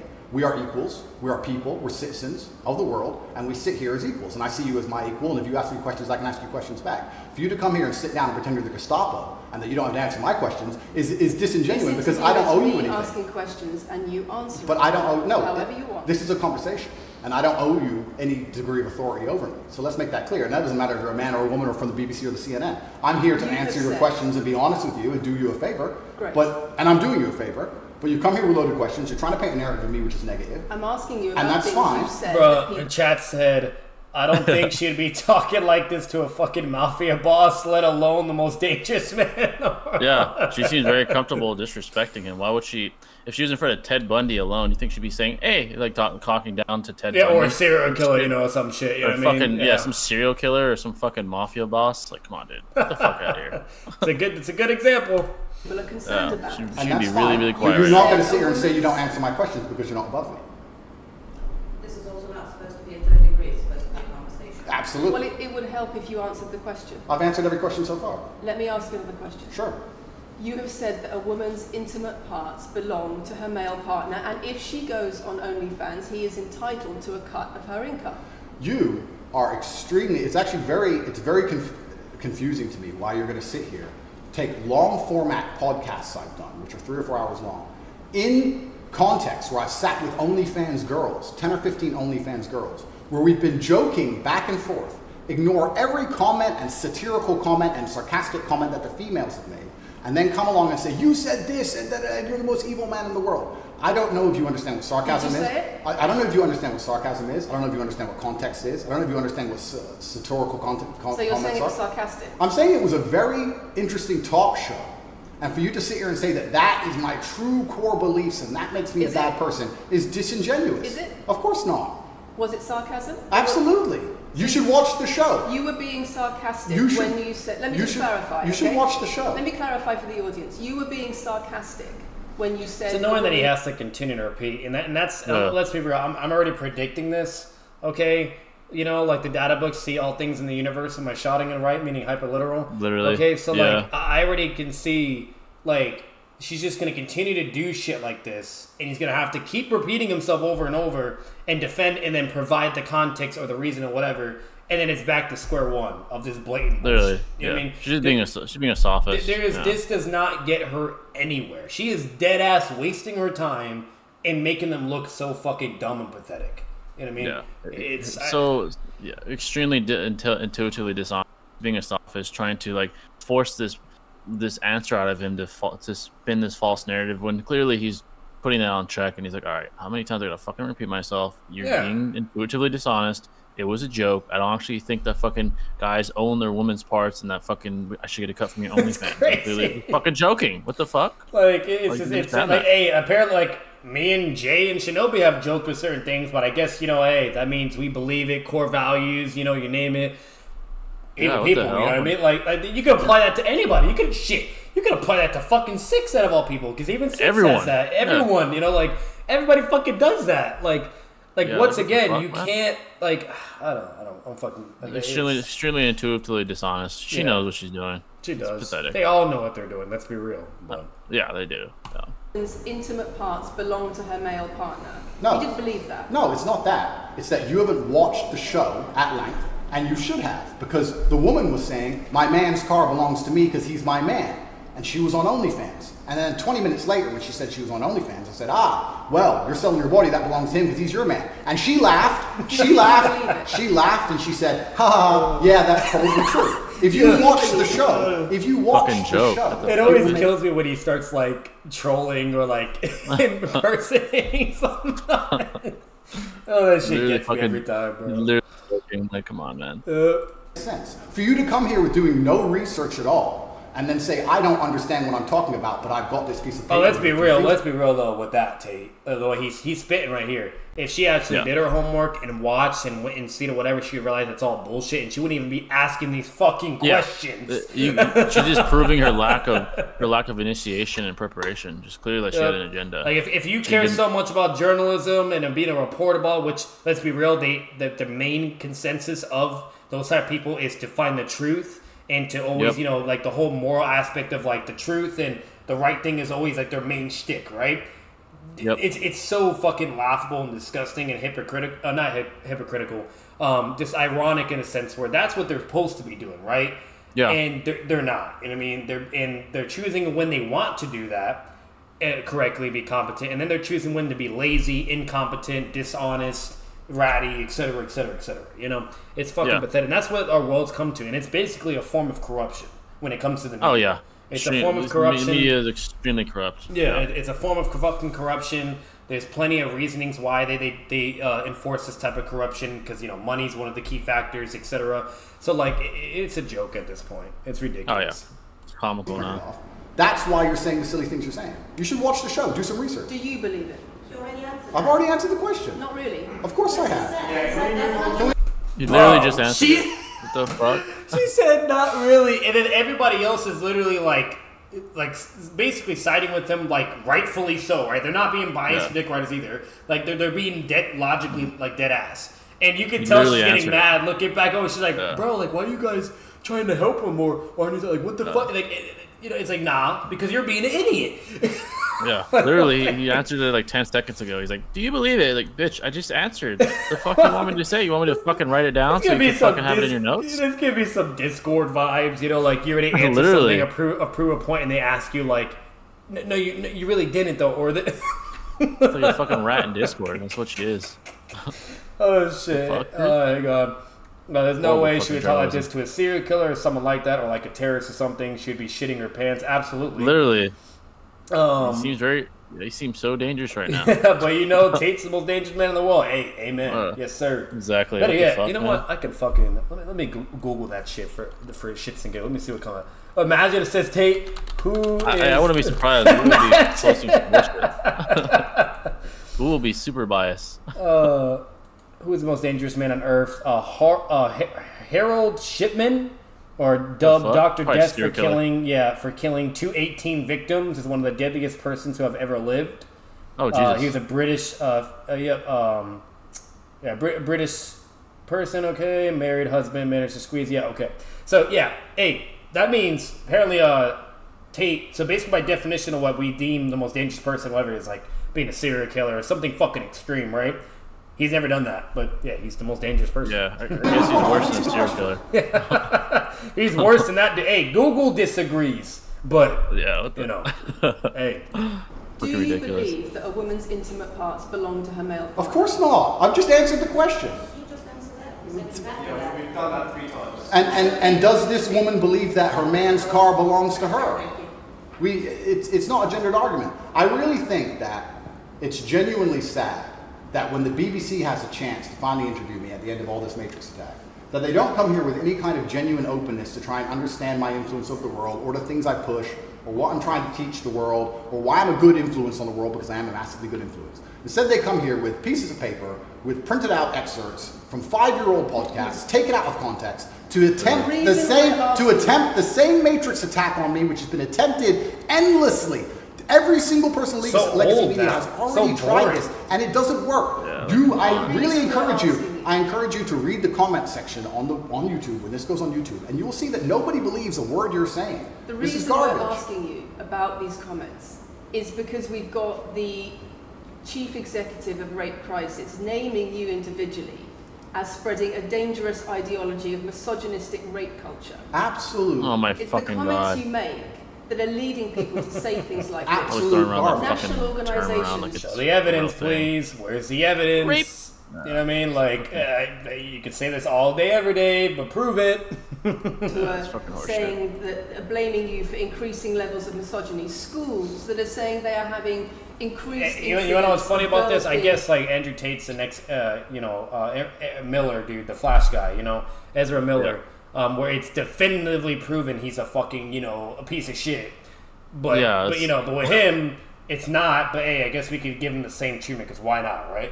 Fuck yeah, what the fuck, man? We could just pick and choose, you name it. Better yet, there's some actual celebrities out there that are also pieces of shit. It's like actual ones that are actually out there. Yeah, we don't give a damn about them. We're letting them do whatever the fuck they want. Cardi B drugged people before she became a famous rapper, but no one gives a fuck. No one gives a fuck about that. Nobody cancels her. She admitted it. Yeah, nobody's arresting her or nothing. Like, come on, bro. Like, she fucking has 2 kids, lives in a fucking mansion, and she drugged people. Cardi B is an actual person that does have history of being a bad person, whatever, and nobody nothing. But no one gives a fuck. But this fucking guy, he gets all of it. Low-key, whenever you say the most dangerous man in the world, imagine someone like Osama, or someone like that who the FBI was actively looking for 10 years. The whole world was fucking looking for this guy, and the second they found him, they killed him. But no, Tate is more dangerous. It's blatant. It's just horrible. It's blatant. It's a false narrative. It's worse than Coxey versus Payne. Okay, I never thought something would be worse than that. All right, that's worse. Yeah. It is worse than Coxey versus Payne. This is just fucking comical. Come on, man. The female teachers being harassed. If that was by true, pupils, because of you and your teaching, that's absolute garbage. I have never ever encourage a student to attack a teacher, male or female, ever. I preach hard work, discipline. I'm an athlete. I preach anti-drug. I preach religion. I preach no alcohol. I preach no knife crime. Every single problem with modern society, I'm against. I'm teaching young men to be disciplined, to be diligent, to listen, to train, to work hard, to be exactly like me, with no criminal record, never even yet charged in this 14-month Matrix investigation. And I'm saying that if men grew up like me, which are hardworking and diligent and some emotional control and stoic, we're going to have a better society, not a worse society. To sit here and say that schools in England... Instead of having mass shootings, instead of having mental health crisis, instead of having increasing suicide rates in men, by the way, not women, men. You know what I mean? All this shit, blah, blah, blah. Bro, there's so much. All that shit would be just out the fucking window if we follow this direction. But since we don't want to advocate that because it's all fun, it's all games and bullshit in the world, and everybody just cares about money or cares about, enabling problems and making those problems evolve and evolve further and further into more craziness because it's all a game, it's all agendas, money, this, that, control, whatever. Since everything is construed in that sense when it comes to the media, etc., that unfortunately that's why they're going to be fucking super hard on this guy because nobody's going to want a Captain America out there, basically, right? You know what I mean? Like, nobody wants somebody that's going to be able to make such an impact to where the world can become a better place. Because if the world becomes a better place, shit, you know what I mean? Like, it's like rainbows and sunshines at that point, right? There's nothing to kind of have a fight against, right? Or an obstacle, Essentially, Tate, what he's doing is he's trying to vanquish I would say the epidemic of self-victimization where people are encouraged to feel sorry for themselves. He's saying, don't be sorry. He's basically saying, don't be sorry, be better. That's what Kratos said to his own son in the God of War game. But that's basically what Tate is saying. He's like, don't be sorry, be I guess better, Kratos bitch. Like, stop being a bitch. Yeah, like, stop being a bitch. If you're depressed, do something about it. Don't just go to a psychologist and take antidepressants until you're 50 and fucking be an opium addict or because follow the general system, bullshit. He wants you to transcend that sort of victimhood mentality, which unfortunately in the Western world is very common now, especially in the United States with mainstream media trying to indoctrinate. We're enabling the bad shit.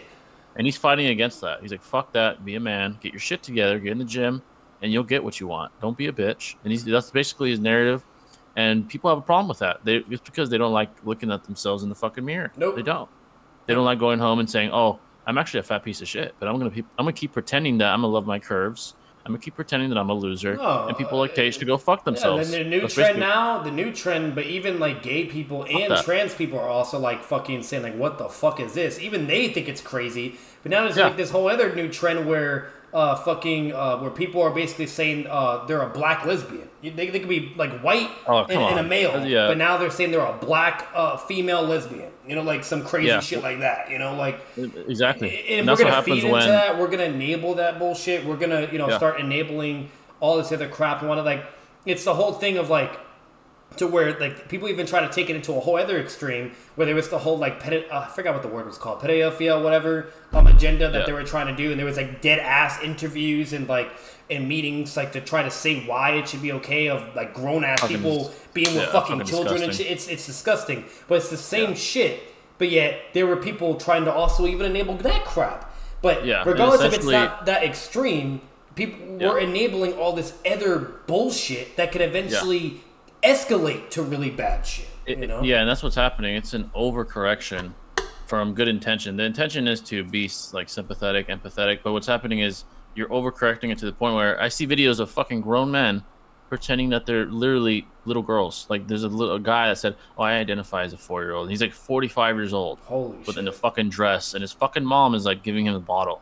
He's like, "Yeah. You go, honey." I'm like, what the fuck is this? It's disgusting. And we know damn well, if a doctor was to analyze that situation, if we're being logically realistic right now, if a doctor was to analyze the situation, they would immediately have a diagnosis and say there's something wrong. You know what I mean? Yeah, there's fucking something wrong. They would, but nowadays. It wouldn't surprise me where a law is put in place or something, whatever, where the doctor's not able to do that, and they also have to enable the bullshit. Otherwise, they'll lose their job or be sued or whatever. Blah blah. It's getting so crazy.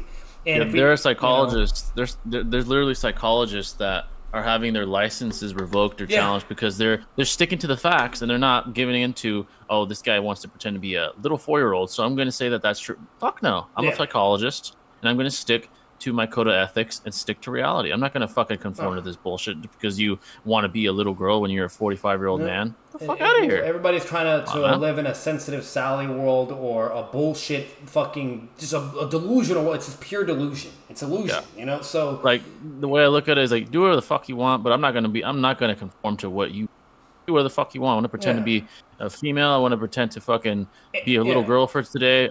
Do whatever, but you're not going to fucking enact legislation that forces me to fucking conform to that delusion. That's absolutely and that's what happened. That's what's happening. And then another thing that's really bad that's also happening that has some equivalence is where there's a whole agenda going where men need to be like super emotional now, or they need to be like or always just blatantly do all this crazy ass shit or whatever, into where that's also not good, because then we start getting fucking men that are fucking committing crimes, or men that are doing mass shootings, this and that or whatever, or men reacting so emotionally, impulsively to like if shit's hitting the fan, and let's say they get divorced or they lose or whatever, something in it, and it was like for no reason at all, or they were even done dirty, who knows, right?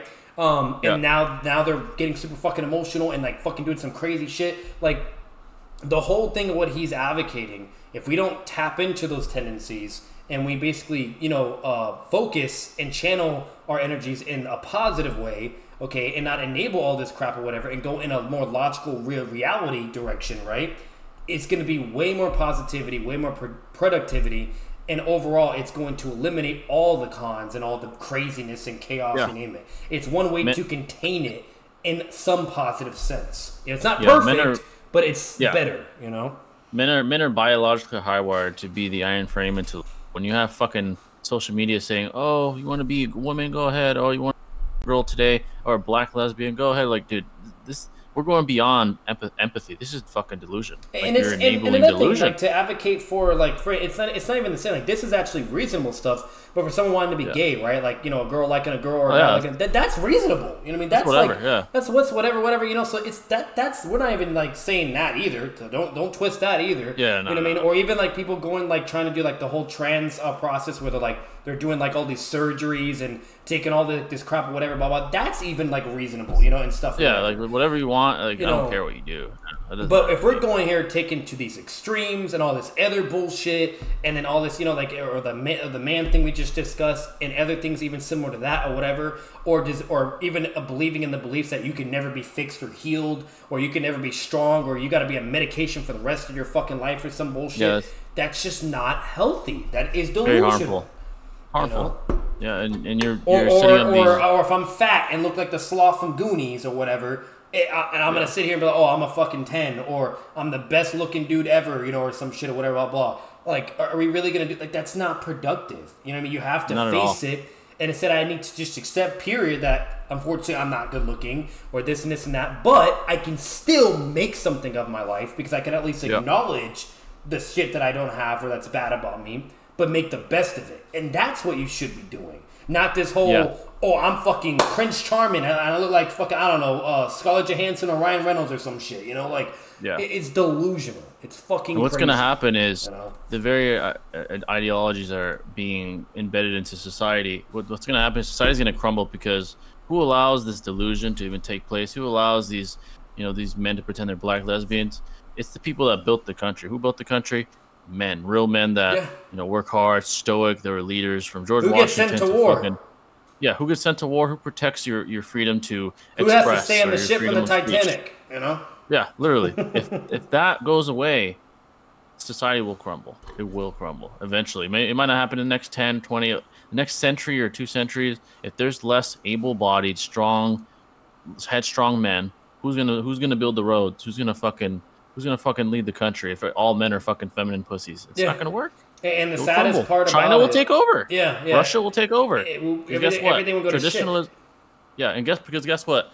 China, Russia, those countries are not allowing this bullshit. They don't tolerate that shit. Period.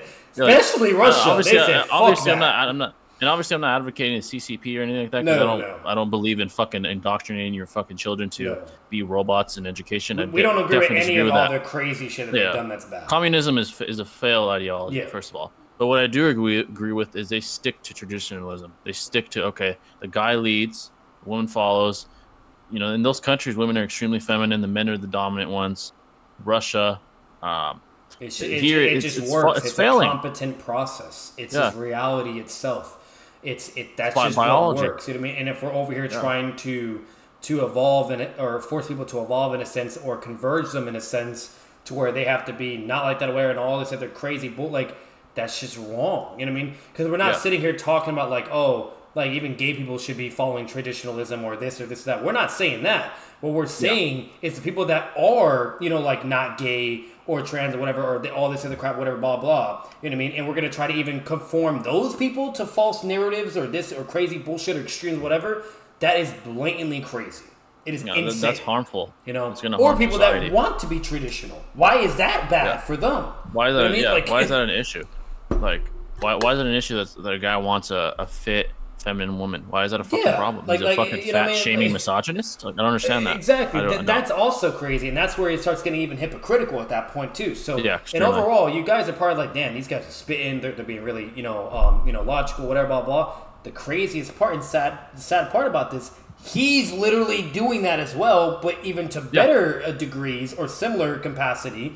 Okay, but instead of them taking it like that, they're not. It's the opposite. And they're just shitting on him for it and doing all this crazy bullshit. He's a martyr because he's so influential that he's under a microscope, not only from the Romanian justice system, but the world. We don't have that influence. Globally. Me and Jay, we don't have that. Not even Six, not even Swag.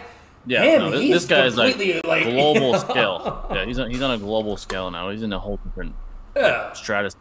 Because that's why they do care, you know? Yeah, and because of that, he's under a fucking microscope. Yeah. Anything and everything will be used against him. He's a fucking puppet at this point. They got him on strings and shit, and he's not allowing it. He's fighting back. He's doing whatever, you know. But it's crazy. He's not backing down, and that's why people respect him at all. And I respect that. So. And even if he lost, like let's say he somehow lost in a way, you know what I mean, which he is even as of now, he is losing, but it's not his fault. It's because of the system and everything. Yeah. You know, like even if he lost, the fact that he's still pushing forward, being strong, whatever, blah blah. He's showing what you need to do. Like, because basically what's even more important about all of this, guys, and I hope you take something out of it, even someone like him, as wealthy and successful as he is, how much influence, etc., even someone like him can be able to go through the real shit, right? You know what I mean? Yep. Because we normally will always go through it all the time, right? No one's safe, No one's safe. This is basically what it just shows. And even him, someone like him, he's showing this is what you need to do. And it's respectable, and it's important to understand because, like us, the small people, right? Yep. We're going through this shit probably either all the time, or it's like a little back and forth, a roller coaster, whatever, yada yada, or we really, really got to earn our shit and all this other crazy crap. And that's what we really need to take out of all this. You know what I mean? So like, to where if we think it's so bad for us, imagine for him. You know? Oh man, I can only imagine. Yeah. So and he never wavers on his conviction. That's why people respect him. Like, oh, even in the midst of all this bullshit allegation, these hoes lying on his name, he stands strong still. He's not going to back down, man. And that's why he's respected by millions, regardless of, so. It's that fucking simple, guys. Nation, which has knife crime going through the roof, violence going through the roof, men's mental health going through the roof, and they're going to all blame me. I just said those things with Jay. It's disingenuous. It's disingenuous, and also financial success with a Bugatti and a cigar, but it comes with a side order of misogyny. How does having a Bugatti and a cigar come with misogyny? What the fuck is she talking about? If a woman comes home and accuses you of cheating, you should hit her with a machete, shove her off. Is that what I teach? Oh my god. That's what you say. No, if you actually watch the clip, it will be about the woman attacking me with a machete. As usual, you've not watched the video, taken out of context, flipped it, and attempted to attack me with a... So I'm going to read the definition of misogynist. Person who dislikes, despises, or is strongly prejudiced against women, by the way. So apparently if I have a Bugatti and I'm smoking a cigar, I am a misogynist now. Yeah, I guess all millionaires are misogynists. Yep. You know that.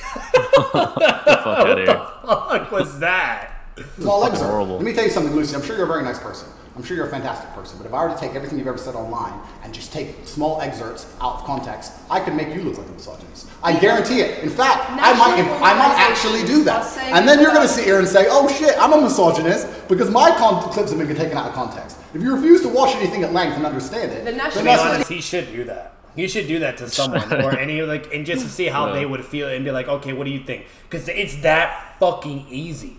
I'm not joking, guys. You could do that with me, Jay. It doesn't matter who it is. You could clip things, edit things, whatever, and fabricate it in a sense to make it look like you're some evil fucking devil when you're not. And once again, context is important, etc., you name it. And it's just that fucking simple. And I actually really hope he does something like that because that would be fucking hilarious. Yeah, I mean, it's so easy. It's like, so easy. I would do that. I would be so petty, I would fucking do that if I was him. You know? Yeah. It's gonna happen. The National Police Chiefs League for Violence Against Women, the NSPCC, Rape Crisis, Safer Schools, they are all naming you as being behind an epidemic of misogyny. Even because they gain value from that and they benefit from it. The idea that I made baseless allegations. misogynistic because I own a nice car. Bullshit, yeah. Is that your argument? It's the misogyny that comes along with it. Oh, owning a nice car is misogynist. No, it's the misogyny that comes along with it. How does misogyny come along with owning a nice car? Yeah. Because you have an image of financial. I'm glad you're answering my questions now. We finally got the name. Financial success means you're a misogynist. So, all right, financial success means you're a misogynist. Having a Bugatti means you're misogynist. Okay. Yeah, let's all stay broke. Let's all stay broke so we don't become misogynists. Get the fuck out of here with that bullshit. Damn, I guess if I like get rich somehow off YouTube or in my personal job career, that fucking I'm a misogynist now. Damn, you know. Wow. Or I guess if my girl, she gets rich or something, whatever. Now she's a misogynist, you know. But shit. Literally, the fucking shit premise. My God. You have an image of financial success, but it comes along with attitudes towards women that are really problematic. My attitudes towards women is that women should be protected and provided for, and I've said that at length. In fact, I've said that over 50 times online, you never mention it. I say that my girlfriend doesn't have to work unless she wants to, I take care of her, I die to protect a woman. I've talked about how I've stood up and faced a knife to protect a woman. This is a little bit off topic, and this has nothing to do with Jay either, but this is some noodle shit all over again. I don't give a fuck, bro. Like, and that man, he's had some dick boy energy from day one. He's never liked me, whatever, blah, blah.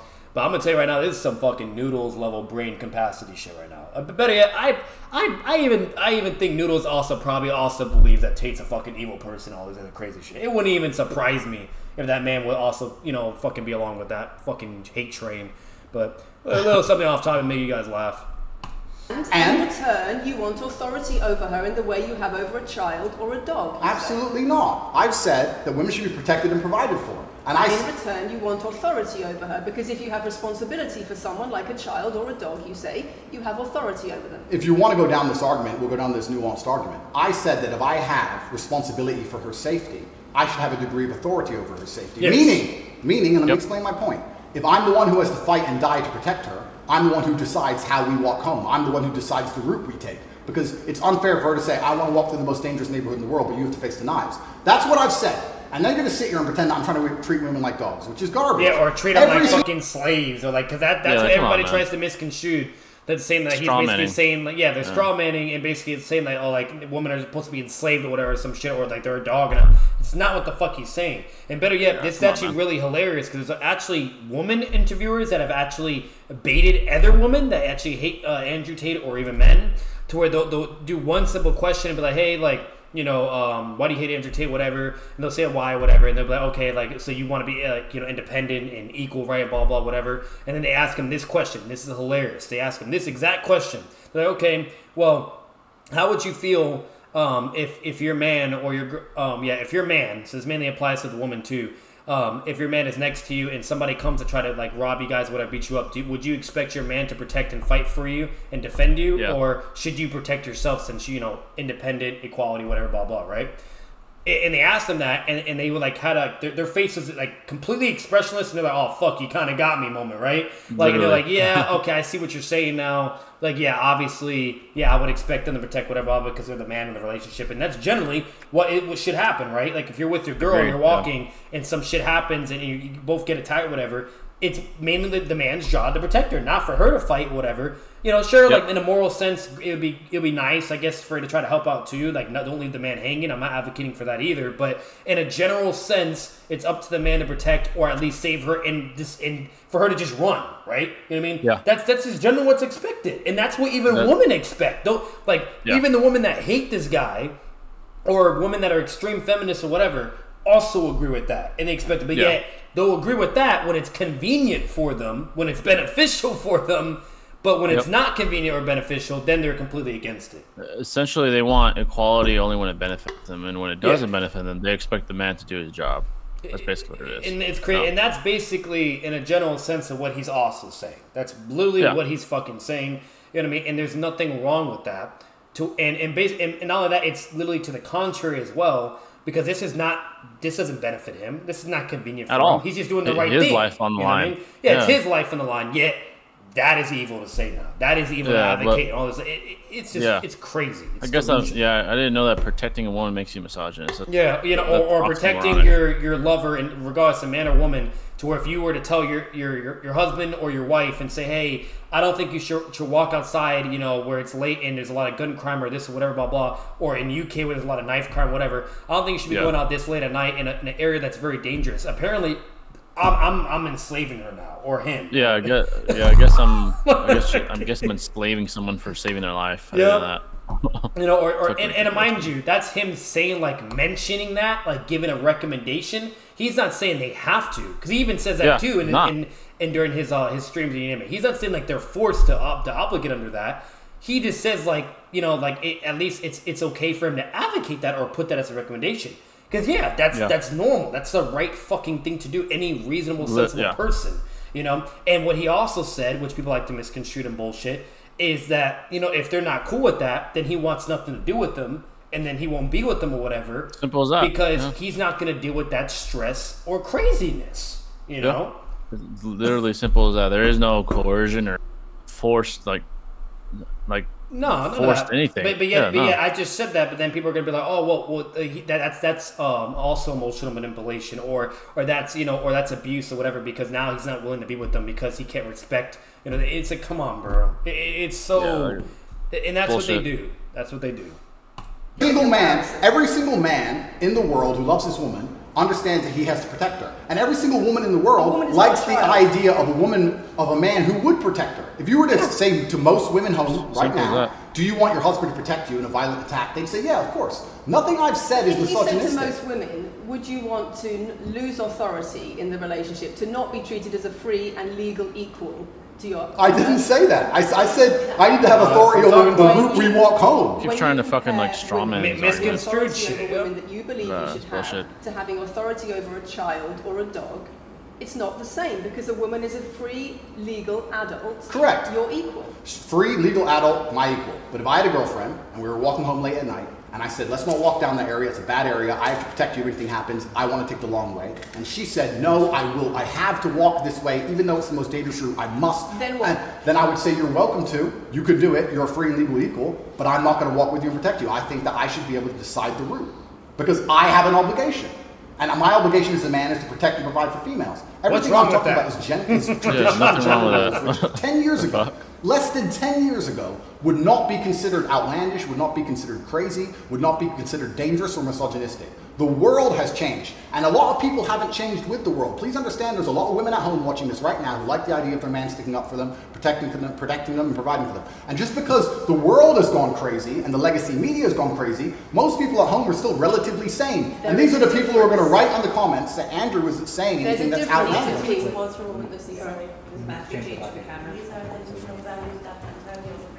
It's the whole world believes these things. I don't know why. I told you. Same as twice. I told you. They come in, they smile, they shake their hands, and then they read one. That's funny. I do the same shit when I'm in situations like that where I shake my leg. Yeah, me too. But yeah, I be doing that shit when I'm in school, bro. If I'm having to sit, you know. Yeah, I used to do that all the time in school. Sometimes I be doing that when I'm streaming, and I hate it when I do that, because I'm not trying to, but it's just a natural habit. Yeah, I think your body, like, for some reason, whether it's nerves or whatever, just does that. Yeah. We good? I think Tristan is there too. He's just in the back. Oh, okay. We didn't stop, no? I can do the clap. Now we good? No, thank you. If a man broke into your house, wouldn't you want your husband to protect you? There's a difference between conservative values and emotional control, coercive control. Oh my God, back to this bullshit. We're talking about protection now, and I'm saying if someone broke into your house, would you want your husband to protect you? It's not about conservative values or protection, it's what you're demanding in return. Well, I'll give you this. I don't know who your husband is, I don't know if he would stand up to protect you or die for you, but I'll give you this. If someone broke into this house right now and was a homicidal maniac, I would expect me and the other men in this room to stand up and face them, while you and the other women in this room could protect yourselves. I would actually believe the men should go and engage the attacker. I believe that. And even though I don't know you, and you've come into my house with a hostile agenda, and you've come here to try and make me look bad, I would still stand up to protect you. I would still stand up to protect you, because I believe that's my role as a man. I am asking you about things that you have said that have caused major national organizations, including the police. Yeah, exactly. Sacrificing, you know, not even being selfish. That's what I'm asking you about. It's not what I say. It's not about a woman, it's always convenient for them to have selfish agendas. Oh yeah, very, very convenient. I want to put it to you that you don't really care about the harm it causes. That's not true. Because that's not true. Making controversial statements like this online has made you a lot of money. Okay, so first thing, I genuinely am a force for good in the world. You may not understand that yet, but you will eventually. And I genuinely believe I'm acting under the instruction of God to do good things, and I want to make the world a better place.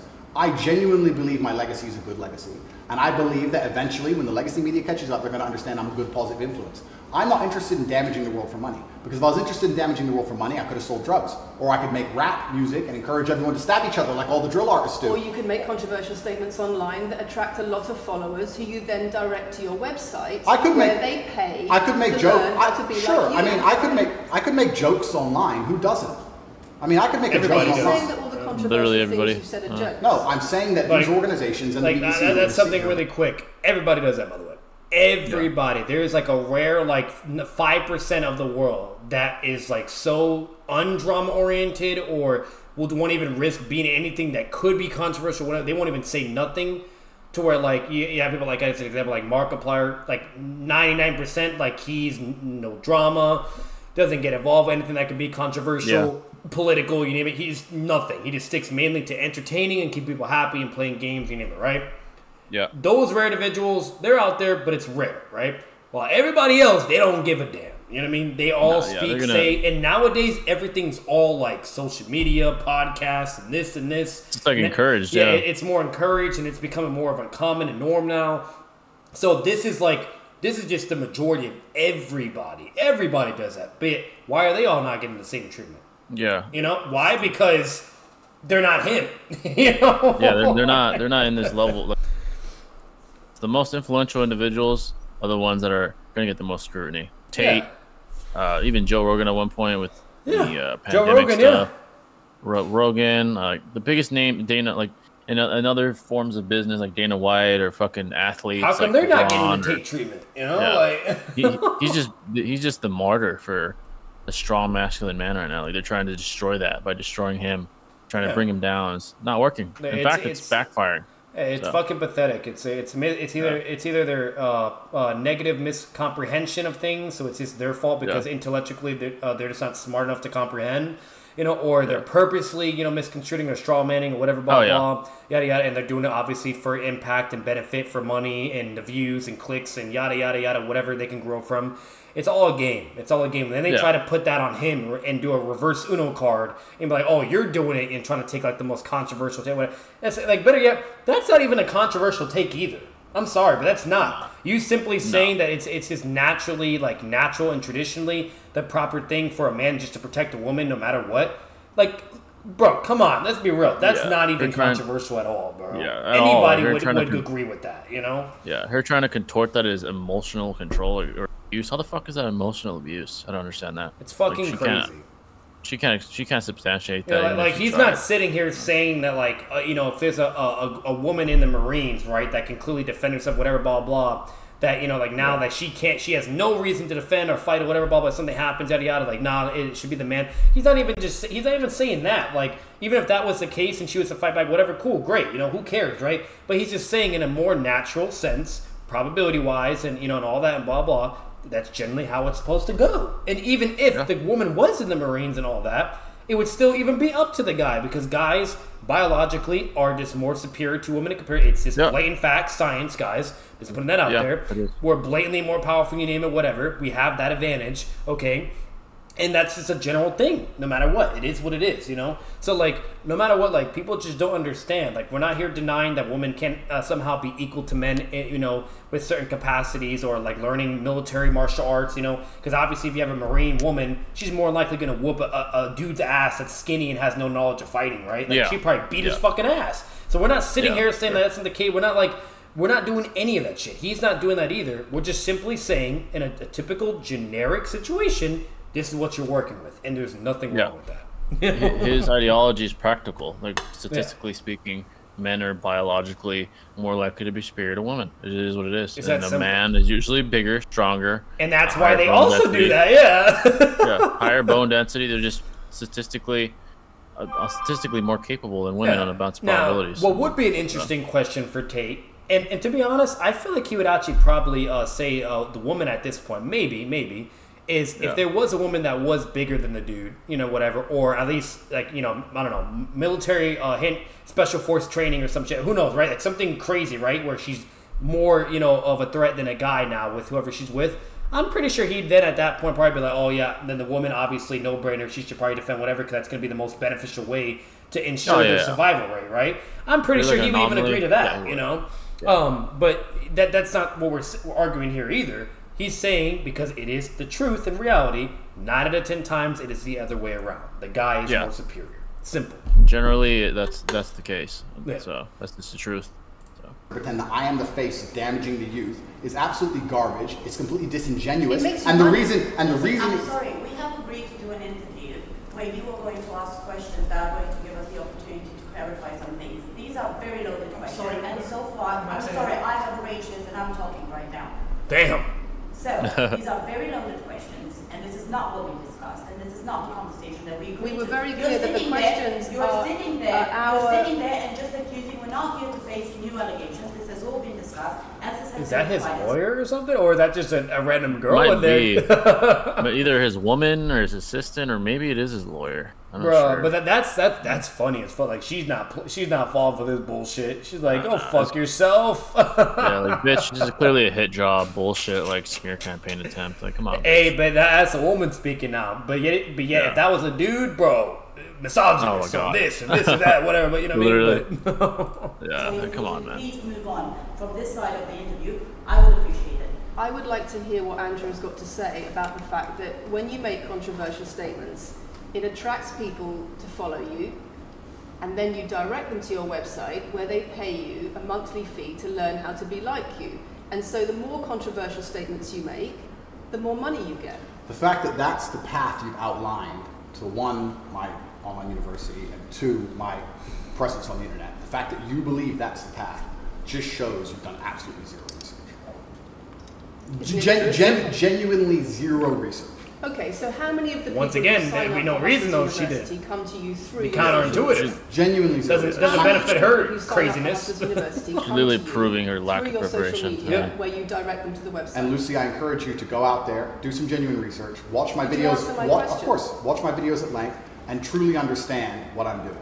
How many of the people who sign up for Hustlers University at $49.99 a month come to you because they see your social media comments? There's an online school called Hustlers University, which I don't own. I influence for, along with many other influencers, and they sign up for your website, which I don't own. And once again, that's nothing to do with me. And you're going to sit here and say that I made a joke. I made a joke online 4 years ago because a woman said that she owned her man's car, and you made a joke, and that means that you, because you have a Bugatti, are the most misogynistic, dangerous man in the world. This is going down a path of absolute insanity. It's not true. None of this is true. I don't hurt people. I don't harm people. I'm genuinely a positive influence. You are renowned. I'm renowned for offensive and controversial. That's not why I'm renowned. I'm actually renowned. I'm actually renowned for helping young men, because we talk about there's a men's mental health crisis, and we talk about we pretend to care that men are upset. But as soon as I discuss men's issues, it's misogynistic. It doesn't have to be gendered. Just because I believe men have a point of view and men have rights and men are allowed to think and believe and act a certain way that helps them internally, that doesn't mean it's anti-female. In fact, I believe it's actually pro-female. I think when a man is true to his influence and true to his it actually does help. It helps females too. Yeah, he's spitting on that.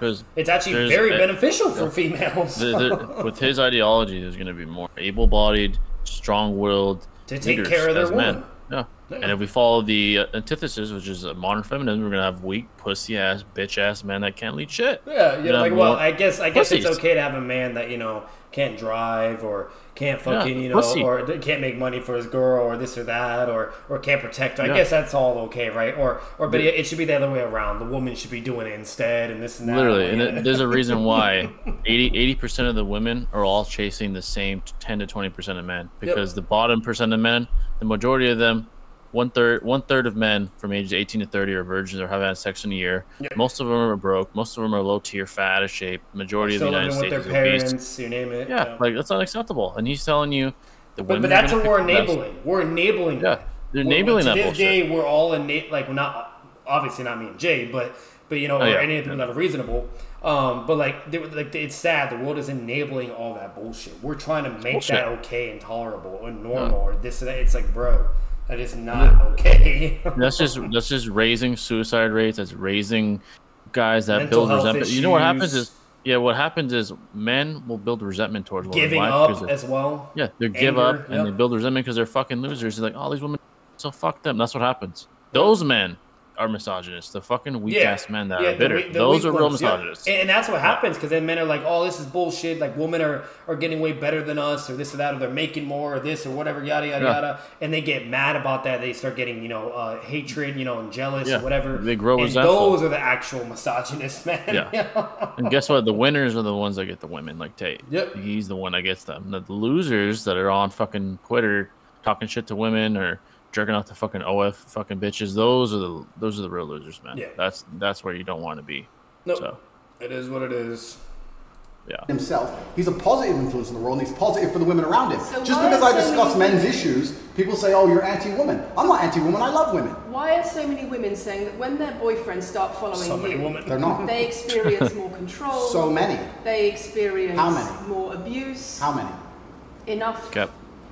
Enough. It's very vague. That's the first time I've heard of it. So, in fact... One is too many. Oh, of course, yeah. So, in fact, I've seen thousands and thousands of comments and have endless emails from women praising the fact that their sons are listening to me, praising the fact that their husbands. The things I'm saying, does it not worry you? It would worry. It would You're worry. not concerned about it would worry me if I was genuinely damaging the world. But for you to sit here and say, Andrew, you've become the most Googled man in the world. You have billions of views, and one Even woman my cat right here, guys, is now saying that her husband is not the same man she wanted to be. When thousands and thousands of people are saying the opposite, and say, hey, well, then I would say that's come with me, bro. Case after case after case, with quote after quote after quote, people who are genuinely concerned about the impact you're having, and you brush it off as if it's nothing. No, what you have done is come here with an agenda. You've come here with loaded questions. You've come here with things taken out of context. You come here with things that you don't understand are satirical. And then you're going to also sit and say that one woman said that her boyfriend changed when he watched one of your videos. And then I don't know what you expect me to say to that. That's sarcastic and jokes. No, that's how you explain the comments you make. No, for you to sit down. Would you like to apologize for any of them? For you to sit down. For you to sit down.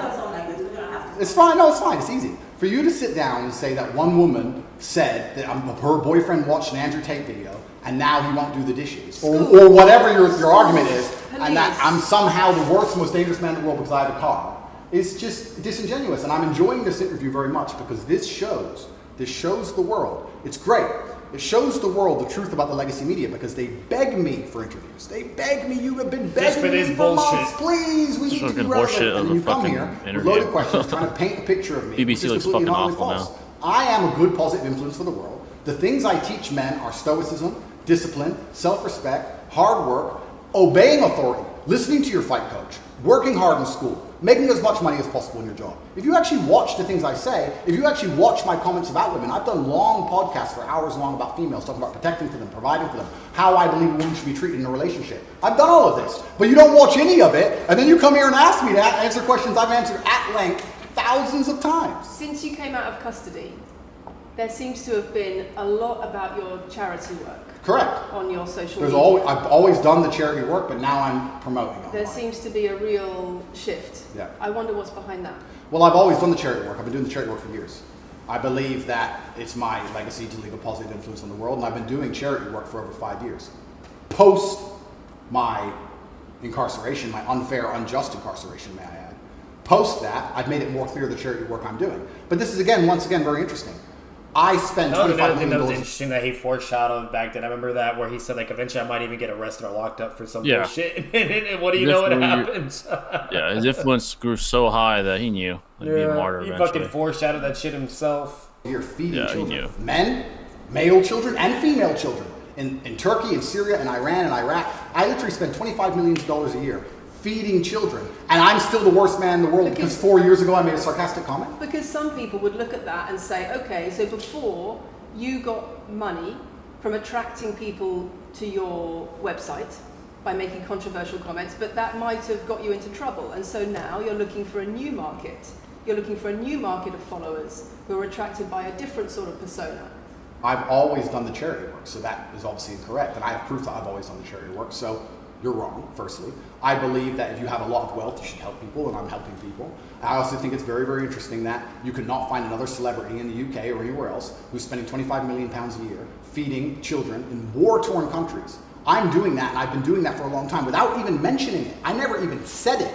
And now that I've said it, people are going to attack me for it and say that it's disingenuous. Just to the person in Sudan who's eating the meal, do you think they believe it's disingenuous? No, I think they feel pretty good that Andrew Tate fed them. And to sit here and say that I'm a bad person now because I'm manipulating charity, because I'm using charity, I'm just trying to do good in the world. That's all I've ever been trying to do.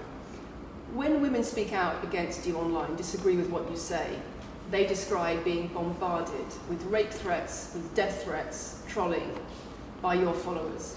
Would you like to say anything to your followers about how to behave in that situation? Absolutely, correct. I would love to do that. First things first, I've yet to see a female stand up and argue with me online. I don't ever see hardly any. Although only women who message me agree with me. Secondly, I don't think that anybody who disagrees with me, male or female, should be trolled. I don't think they should be insulted or attacked. I think the ideas should be discussed openly and fairly and maturely. Doesn't matter if a man agrees with me or disagrees with me, or a female. Shit, Discord needs that advice right there. Oh, yeah. Badly. Really badly. You know, it should all be taken care of maturely, bro. But yeah, the whole issue, I'm not going to speak about it because it's not productive.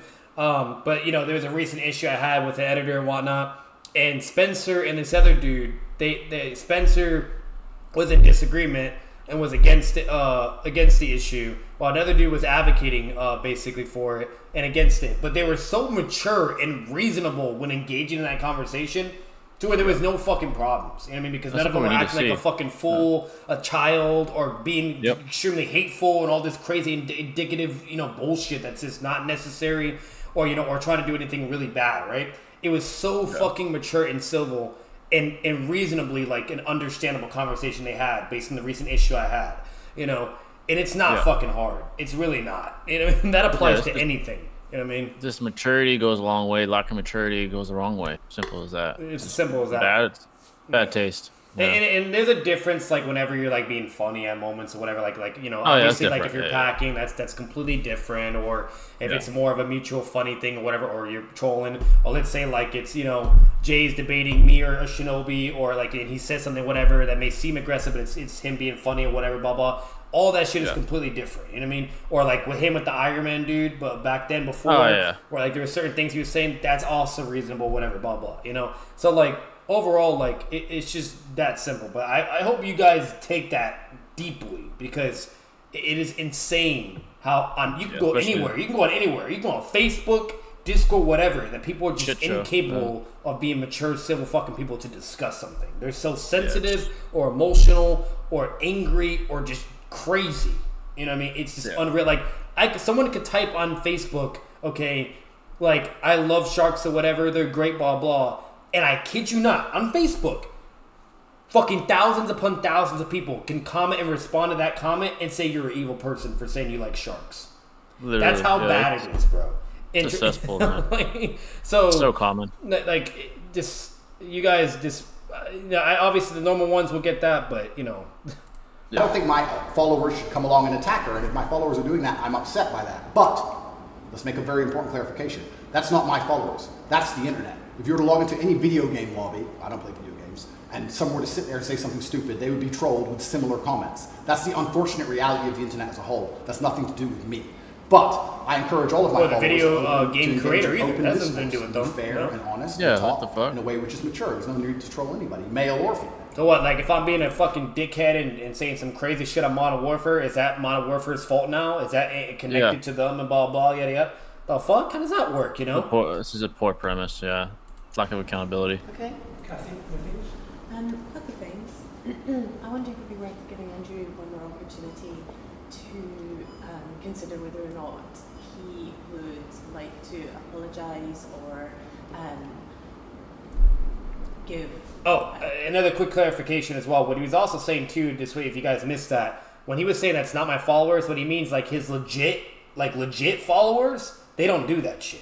So because someone claims like, oh, I follow Andrew Tate or whatever, blah, blah, and they're just like some random asshole on the internet and is saying some crazy bullshit or whatever, that doesn't mean they're an actual Andrew Tate follower. You know what I mean? That means they're a half-ass piece of shit Andrew Tate follower, right? Or that's supposedly a follower or whatever, and they're clearly advocating for him in a negative atmosphere, which does give him the bad look, and somehow, some way, now he needs to be held accountable for other people's fucking actions and bullshit. That has nothing to do with it. That's just bullshit. Like, grown men that are fucking real misogynists, that's not his problem. Yeah, that's not even fair. You know what I mean? Or and even, let's say if he even was an actual Andrew Tate fan, even if that was the case, that is also not fair. That has nothing to fucking do with him. They're misconstruing his views and admirations and ideology. You know what I mean? Like, how the fuck is that on him? You know? His ideology is clear, and if you're misconstruing it, strawmanning it for your own pathetic gain, that's not his fault. It's your fault. It's so sad. It's a pathetic attempt to even blame that on him. You know? Yeah, that's pretty pathetic. You know, an indication of how he feels about the allegations that he has negatively influenced young people in the UK. And secondly, I think we should put on record that this interview is taking place in your house because you're under house arrest. If it were not for that, then we would have chosen another location, I'm sure. We would have negotiated that between us. So I think that's just worth putting on record. Okay. So, just to put on the record then, you've said that you've invited us into your house. Correct. We're here because you're under house arrest. Correct. If you were free to leave, we would have negotiated a more neutral setting. Don't you think, as the BBC, it would be very interesting to come here and discuss the fact that I was put in a dungeon for 92 days and then locked in house arrest without charge? Don't you think that's a far more interesting conversation than old YouTube stuff? Yeah. Don't you think that would be interesting? Literally, like, why not talk about that, bro? That would have been much better. Something that actually has logical sense, but instead of the same bullshit bait nonsense, you know? Yeah, it's a fucking clear hit job. A poor one at that. Like, God, he's spitting there. Like, that would have actually been reason. Better yet, any actual reasonable journalism or interviewer would have done that instead. You know? Way more interesting than this bullshit. So. We're here under house arrest because there's an ongoing investigation into rape and human trafficking allegations against you. Correct. I've been incarcerated without charge. And don't you think the rape allegation has been dropped? Has been incarcerated for. Correct. So I'm incarcerated without charge, and I think that'd be a far more interesting conversation. But then I guess Julian Assange is incarcerated without charge, and nobody's interested in that either. So if you actually wanted to do some genuine journalism and investigation, we could talk about the fact that an innocent man who is yet to be charged with a crime has had his liberty deprived of him. And I think that would be a far more interesting angle than talking about me being... Yeah, it's called injustice right there. Yeah, let's be real. Let's talk about the injustice, right? And I mean, because that is blatantly, like, that's just simple. That's like me being fucking, like, being punished and I can't leave my fucking place or I'm in jail for who knows how long and I haven't even had a fucking charge on me. That doesn't fucking happen. Instead, you can get bailed out, you can leave, you name it, whatever, or they'll just, you know, like, and it'll be like one little small time thing and that's it. That's outrageous of what he's going through right it's now. Like basically being punished without justification for it. That's basically what's happening. It's crazy. And apparently you can just make a baseless hearsay, whatever allegation against someone, and then now they got to be punished with no charges, no proof, no nothing, basically. That's okay now. Yeah. Like, are you kidding me? Bullshit. Romanian bullshit-ass justice system. It's completely politically motivated. And this question about schools being very worried about your influence. Oh my God. In primary school, or, you know, boys as young as 11 are quoting you at school, attacking girls, refusing to respect female teachers. Would you like to say that's his fault now? Okay. I'd like to say a lot. First things first, parents' fault, as I've repeatedly said, and the only I'm gonna say this real quick too. Kids, this is comparing like apples to oranges in a sense too, and a whole bunch of other bullshit. But kids, when they're growing in middle school and high school, they're incapable of fully adapting in a sense to really understand reality. We've all been there. I mean, any fucking kid, okay? Still naive, yeah. So if they're actually listening to Tate, or they're like maybe watching his streams, or let's say they're not even doing that and they're watching all the bullshit or whatever, right? It is completely understandable for them to start acting out and being basically, you know, manipulated in that sense or whatever, whether if it's because of media or if it's something they're just not comprehending correctly, whatever. All because it's their incompetence that's happening and their, you know, whatever you name it. That, once again, has nothing to do with him. It is not on him. You know what I mean? Not at all. Bottom line is, why are they even being allowed to have anything to do with to watch that stuff then? There should be, parent controls or some shit. Yeah. There should be some, disciplinary or some accountability in that sense. That's what we actually should be focusing on. Yeah, why the fuck are the parents allowing their son or daughter to fucking watch, red pill advocates trying to make grown men better? They're fucking kids. Adult shit. They're fucking kids growing and in school and name it. But we're gonna, so like we won't get into parents for that. We won't talk about those forms of accountantly. Fucking blame but let's Tate just for immediately blame him for it. Like that is just insane to me, and I had to bring that up. So it's extremely disingenuous to try to put that on him. Come on. I can't stand the school bullshit or kids or all that. Oh my god, that fucking blows my mind. That's bullshit. I'm repeating it because I'm sure this video will be edited. I am a positive force for the world, and I teach children discipline. I teach the world discipline, male or female, of any age. And a lot of women listen to me as well. 40% of the people listen to me. A better example, another example real quick, a game. If a kid plays a video game and he decides to do something bad or actually go shoot him in place or do some GTA shit or whatever, does that mean now fucking, the people that made that game are evil now? Or does that mean that now all games should be taken away because one kid decided to, misread something or whatever, or incorporate in his life in a bad way, while the other normal fucking people don't do that and are normal and understand it's a fictional fucking game, and not going to apply that in real life? That's another example. There's a reason why, that's the reason why GTA is fucking rated M. Like, their fucking parents are buying it for them. That's their fucking problem. That's their fault. That's their fault. Letting your 7-year-old fucking go to, you letting your 7-year-old run people over and fucking kill people in the fucking game. Like, if a 7-year-old was playing a GTA 5, let's be real, if they were playing a game like that, you best believe they probably actually would think it's okay to go out in the street and go fucking beat someone up or punch somebody or some go crazy fucking, like, shit. Try to break into a fucking car. Like, literally, like, it's just, come on. Like, kids are kids, right? You know what I mean? Like, there's plenty of science in it. So this is just a false, poor, shit way to even attack someone, period. It's pathetic. Yeah. It's a pathetic attempt to put accountability that doesn't belong. It's fucking sad, man. It's absolutely sad. Secondly, I do understand with my massive influence, and I am now the one of the most influential people on the planet, that I do have to be slightly more careful with things I say. I'm not going to disagree with that. The idea that I said something 5 years ago on a video that got 300 views... So what do you mean, being slightly more careful? I'll give you an example. Some of the jokes I made 4 or 5 years ago on a YouTube channel that got 300 views, I would no longer make... Like what? Like the OnlyFans joke, the one you mentioned, repeatedly. When she said, my man's car is my car. And then she said she did OnlyFans. And I said, what do you sell on OnlyFans? She said, my tits. And I said, well, those are your man's tits. As a joke, ha ha ha, everybody laughed. The fact that I could do that on a podcast 5 years ago and it only got 300 views, now I understand I'm the most influential man on the face of the planet. I would be more careful with certain things I say. That doesn't mean the things I originally said were genuinely out to harm people. Do you really believe you're the most influential? And really quick, just some general advice for you guys, and the video's about to end too as well. General advice, apply that as of now. I'm just saying, have that mentality as of now, regardless if you're a big influence, whatever. Because he even owns up to that mistake as well. You know what I mean? Because once again, he will own up to his shit when he needs to. He's not a fucking stubborn, egotistical bitch or anything like that. Okay, so he owned up to it already. But he's spitting there, whatever. But as of now, just some advice: apply that now. Do not do that. Yeah, agreed. Even if you're only getting 100 views or whatever, or this and that, or whatever the case may be, or if you're in like the growing snowball effect, whatever it is, apply that now.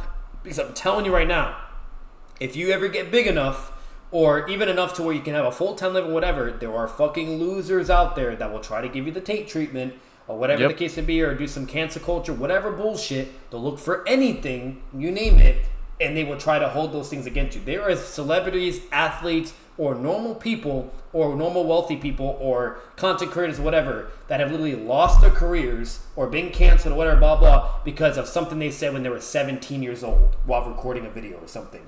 Or some tweet they did like 10 or 20 years ago or some shit. Even if it, if there is context or a joke, whatever, blah, blah, you have to be careful nowadays. It is unfortunately really fucking sad.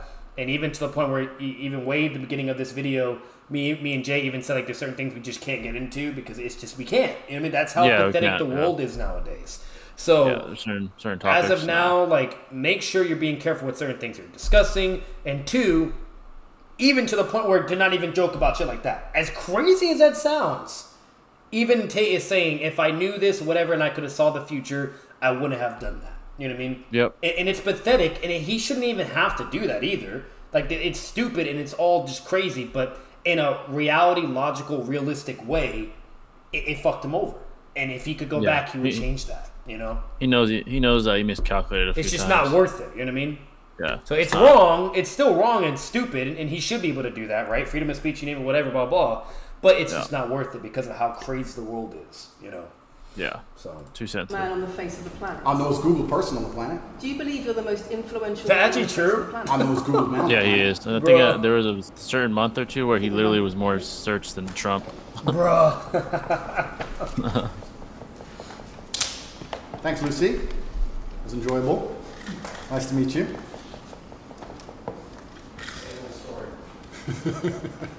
No, it was fun. The face that she gave him and everything, like, just she's such an asshole. Yeah, she's so salty, such a fucking ass. Like, I was expecting her to be like, yeah, at least give him a handshake, smile, or be like, I apologize or whatever. I wish you the best. Something, you know, like just unbiased or something just nice, right, or fair, or whatever, right? Just like, who knows? I mean, just be a fucking nice person, man. But no, you can tell she still has a fucking stick up her ass and just so stubborn, dude. It's good. She tried so hard. She's like, oh, he has to be a criminal. He has to be evil. Nah, fuck this man. D-mic me. I don't want to damage anything. Got fucking slammed in her head verbally. Bro, that man said, D-mic me. I don't want to damage or deal with any bullshit. That's when you know it's bad, bro. That's when you know it's bad. Yeah. He didn't even want to take a risk of them pulling some bullshit on him. Yeah. He's like, just get the shit off me. He did, here, I think he doesn't. She doesn't want to. Part where tries to look. Thank you. Nice to meet you. She doesn't shake it. She is fucking salty. Look what he says. Very polite staff. He fucking slammed. Because they at least gave him a fucking handshake, you know. But her the guys are probably like, "Oh shit, let's get out of here." Hey, but a quick little dissection, because I already know this is already as long as it is. And what I'll probably do, guys, like for the stream, obviously all that's going to be together, right? It's a stream. But I will have a separate video for just purely this reaction for Tate with Jay. And basically it'll either just be like several parts, like part 1, part 2, part 3, or it'll just be one full video. Regardless, whatever I decide to do, we'll see. But overall, just a quick like analysis of everything. It was just blatant, just bullshit. It was, you know, all of it was baseless, blatant bullshit. I feel bad for the guy. He's going through all this crazy nonsense, and life, it has ups and downs. It's a fucking roller coaster, and we all will go through it. Someday, you name it. But unfortunately, he's getting it to a really big extreme, and I wish him the best. With everything I've seen, I'm sorry. There's no way for you to convince me that he is an evil, bad person as of now. There's just no way. And on top of that, there are other millionaires that are not affiliated with him and would actually get harmed if they lied. That say he's a good guy. Those guys that have lived in his house. That's how bad it is. Yeah. Millionaires that have lived in his house, and they're on public platforms saying, "Hey, dude, I lived with Tate for weeks." Yep. There was never any sign of trafficking. These women wanted. He said he had a harder time making them leave. They didn't want to leave the fucking house. That's how much they like him.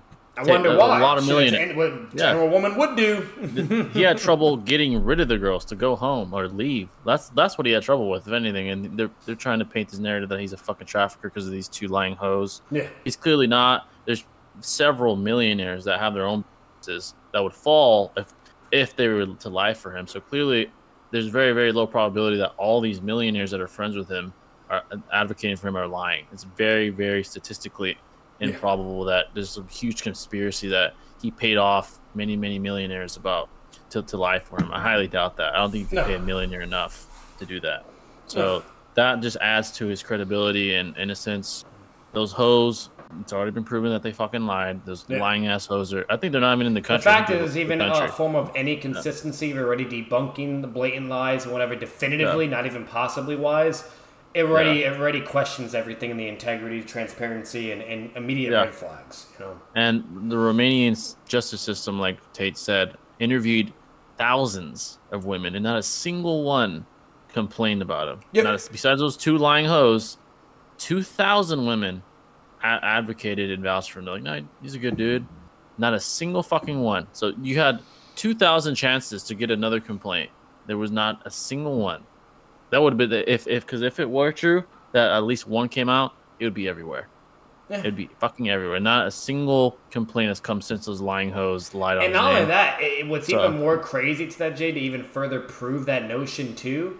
If anything to the contrary, they actually have every reason, incentive to even lie or deceive or go along the train. Yeah, every incentive. Because they could just get money. They could get a crazy amount of money. Clout, they can get the whole, money. they can get attention, clout. Like, there's actually tons of pros for them to be dishonest or lie or bullshit. They still didn't fucking do that. Oh, dude. if a woman came out and, like, did that, let's say a woman did come out hypothetically, they would be on a fucking pedestal. Every feminist would be fucking kissing their feet if they were able to actually get charged Tate So it would have happened by now. And I feel like that alone is a feat logically, and goes to show them how much they actually like him as a person, respect him, how much they even gain when it comes to having a relationship with him, etc., etc., etc. Like, come on, guys. Like, just think about it. Even a guy probably, okay? But mainly this is a high tendency of a woman, though, even statistically wise as well. Like when you have the court system, there's all kinds of examples. But women will immediately hop on any fucking opportunity. Any opportunity to get fame, money, whatever, in any shortcut or easy fucking way. And you're telling me thousands of them chose not to even do that? And for the people that are like, oh, you guys are deriding Tate, look at the empirical evidence again. Multiple millionaires and other avenues of business advocate for him. Millionaires, guys that probably have nearly as much, if not more money than him, are advocating for him. They have no reason to. If they're like, why would they lie? Their fucking careers would be destroyed. They'd be incarcerated and they'd be treated as fucking accomplices. So clearly they have a lot to lose in advocating for him. And again, thousands of women said not a single one fucking filed a complaint against him, and they have every reason to. They get clout, they get pedestalized, they become celebrities to every modern feminist on the planet. None of them complained, and the Romanian justice system has been on his ass for over a year. Not a single shred of evidence enough to charge him, besides the 2 lying hoes, which is no longer evidence because it's blatantly proven that they're fucking lying ass thoughts, and that they're not even in the country. I think they're in fucking like Europe doing some, who knows, being thought somewhere. So there's just nothing for his guiltiness. In fact, to the contrary, there's evidence that just implies his fucking innocence. I don't understand what the fuck problem is. Like, and overall, they're still fucking with him and doing some nonsense and bullshit. So it's literally getting to the point where we're basically just pulling teeth at this point. You know what I mean? When it comes to Tate, and eventually, in only a matter of time, he'll be good to go. Everything. They're gonna have to let him go. They're gonna have to let him go. And he'll be in the repairing process. And you have to go through all this shit. And what's really crazy is this is gonna backfire on those women. Okay, because what's really funny about this will just further strengthen Tate. This will further make him grow even stronger, make him even bigger. It's doing literally the opposite effect of what they fucking want. They're just dumb. You know what I mean? And 2, what I hope will happen will probably not happen, because this happens all the time, and even in the United States, okay, is I really do hope that if it's all bullshit and blatantly proven wrong, whatever, which it has already so far, there should be accountability for them lying. There should be some punishment for that. They should be getting some jail time, something. Because that is not fucking okay. It is disgusting when a woman, or even if it's a guy, but I'm just saying a lot of women do this as well. It's disgusting when they say they were raped and they were never raped. It's disgusting when they say like they were a beaten up or a domestic violence and it never fucking happened. There's tons of court cases. There's tons of examples where all this shit is not actually fucking happening. Or out of nowhere they come out and say that was never fucking true, blah blah. And guess what happens? Nothing. They get a slap on the wrist, or there's no punishment, no nothing. You know what I mean? And the guy, the damage is permanent. He already lost his career, relationships, this and that, and now he has to deal with that his whole life, but only get like a certain amount of thousands of dollars or whatever in compensation for So I really do hope there is something with that, because I'm so tired of this happening, or a whole bunch of other examples. And regardless if it's a guy or a girl, I'm just saying more commonly it is a woman. Okay. What's it called? I'm just tired of it. You know what I mean? It's getting old. Yeah, those dumb hoes, when he's proven innocent, should get some sort of criminal repercussion, whether it's jail time or something. That's fucking ridiculous. There's never any focus on that. There's never any focus on that. And if they ever find those thoughts, there's somewhere in Europe, I guess. Like look at Amber Heard, bro. Like, she just got a slap on the wrist. That's it. If she was a guy, she would be fucked. Canceled, this, that. But it says she gets a slap on the wrist. She gets comfort for it. She even still has people that actually still believe and entertain her bullshit. Yada yada yada. It's fucking crazy. And I'm sorry, but that's just the reality between men and women. There's a clear discrepancy and a clear discrepancy and benefit of the doubt. It's very clear. And Tate right now, there's nothing empirically to suggest he's done the things that they allege. And but to be clear, if there is, then it is what it is. Then he is, and we'll be the first ones to own up to it. And like I said, we're just basically going on what we can observe definitively, with all the empirical evidence, et cetera, et cetera. You can't. There's no way for you to say we're tripping. I mean, it's what we got. It's what we're working with. This is clearly just politically motivated hit job by who knows what powers, and they're failing. Right. Another example, Naruto. It's like for instance, like Rock Lee beat Sasuke's ass like before, you know, like the tuning exams and whatnot, right? Blew his shit. I mean, and so are we gonna sit here because we like Sasuke more than Rock Lee and be like, oh no, like the Sasuke would have beat his ass or he's still strong, whatever? No, that's blatantly fucking stupid. We're going off of what we have, the evidence, you name it, whatever. It's simple as that. That's it. Simple.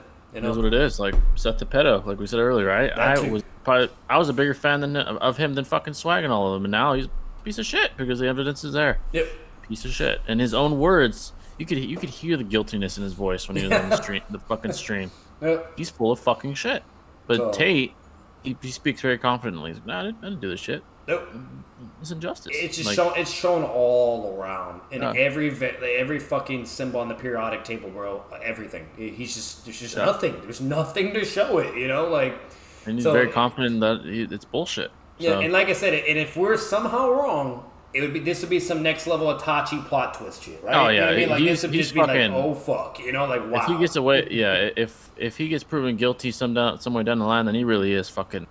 I don't know. He's like a fucking Tom Cruise level. Literally, like amazing actor. And at the end of the day, that's just crazy. I mean, and the only and like at the end of the day, I'm all up for justice, right? So like, if that is true, whatever, blah blah, then he deserves to be punished, blah blah, whatever, great. And I'm not going to defend him or advocate whatever.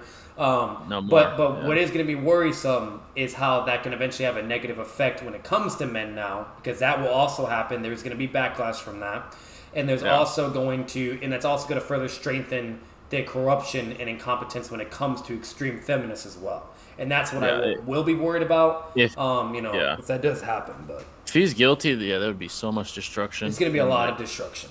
You know so much, like all the red obviously pill, for the right reasons, but there's going to be a lot more bad and worse.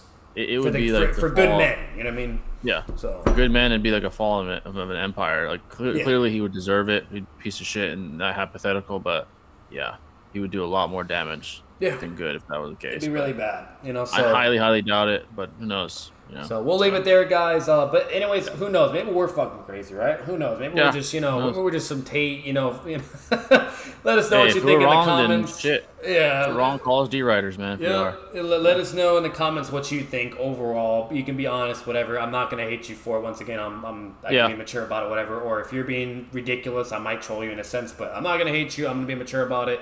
Let me know what you think. If you think we're just absolutely absurd and crazy to where this is unacceptable or some crazy shit, you are more than welcome to debate Jay. Okay? And I'm telling you right now, you're just not going to win. Just putting that out there right now. With me, it'll be a little bit more leniency, whatnot. But you're more likely not getting your way with me either. But I'm just saying it right now, guys. Like, if it's that fucking much of a problem, debate it. You know what I mean? Simple. I'm going to tell you right now, it's just way more going for him to just not be what you think. Please feel free, but I doubt you. There's nothing empirically for your stance. So but you all take it easy. Batman out. Make sure to leave a like, subscribe once again on both our channels. As always, peace. Peace out, guys.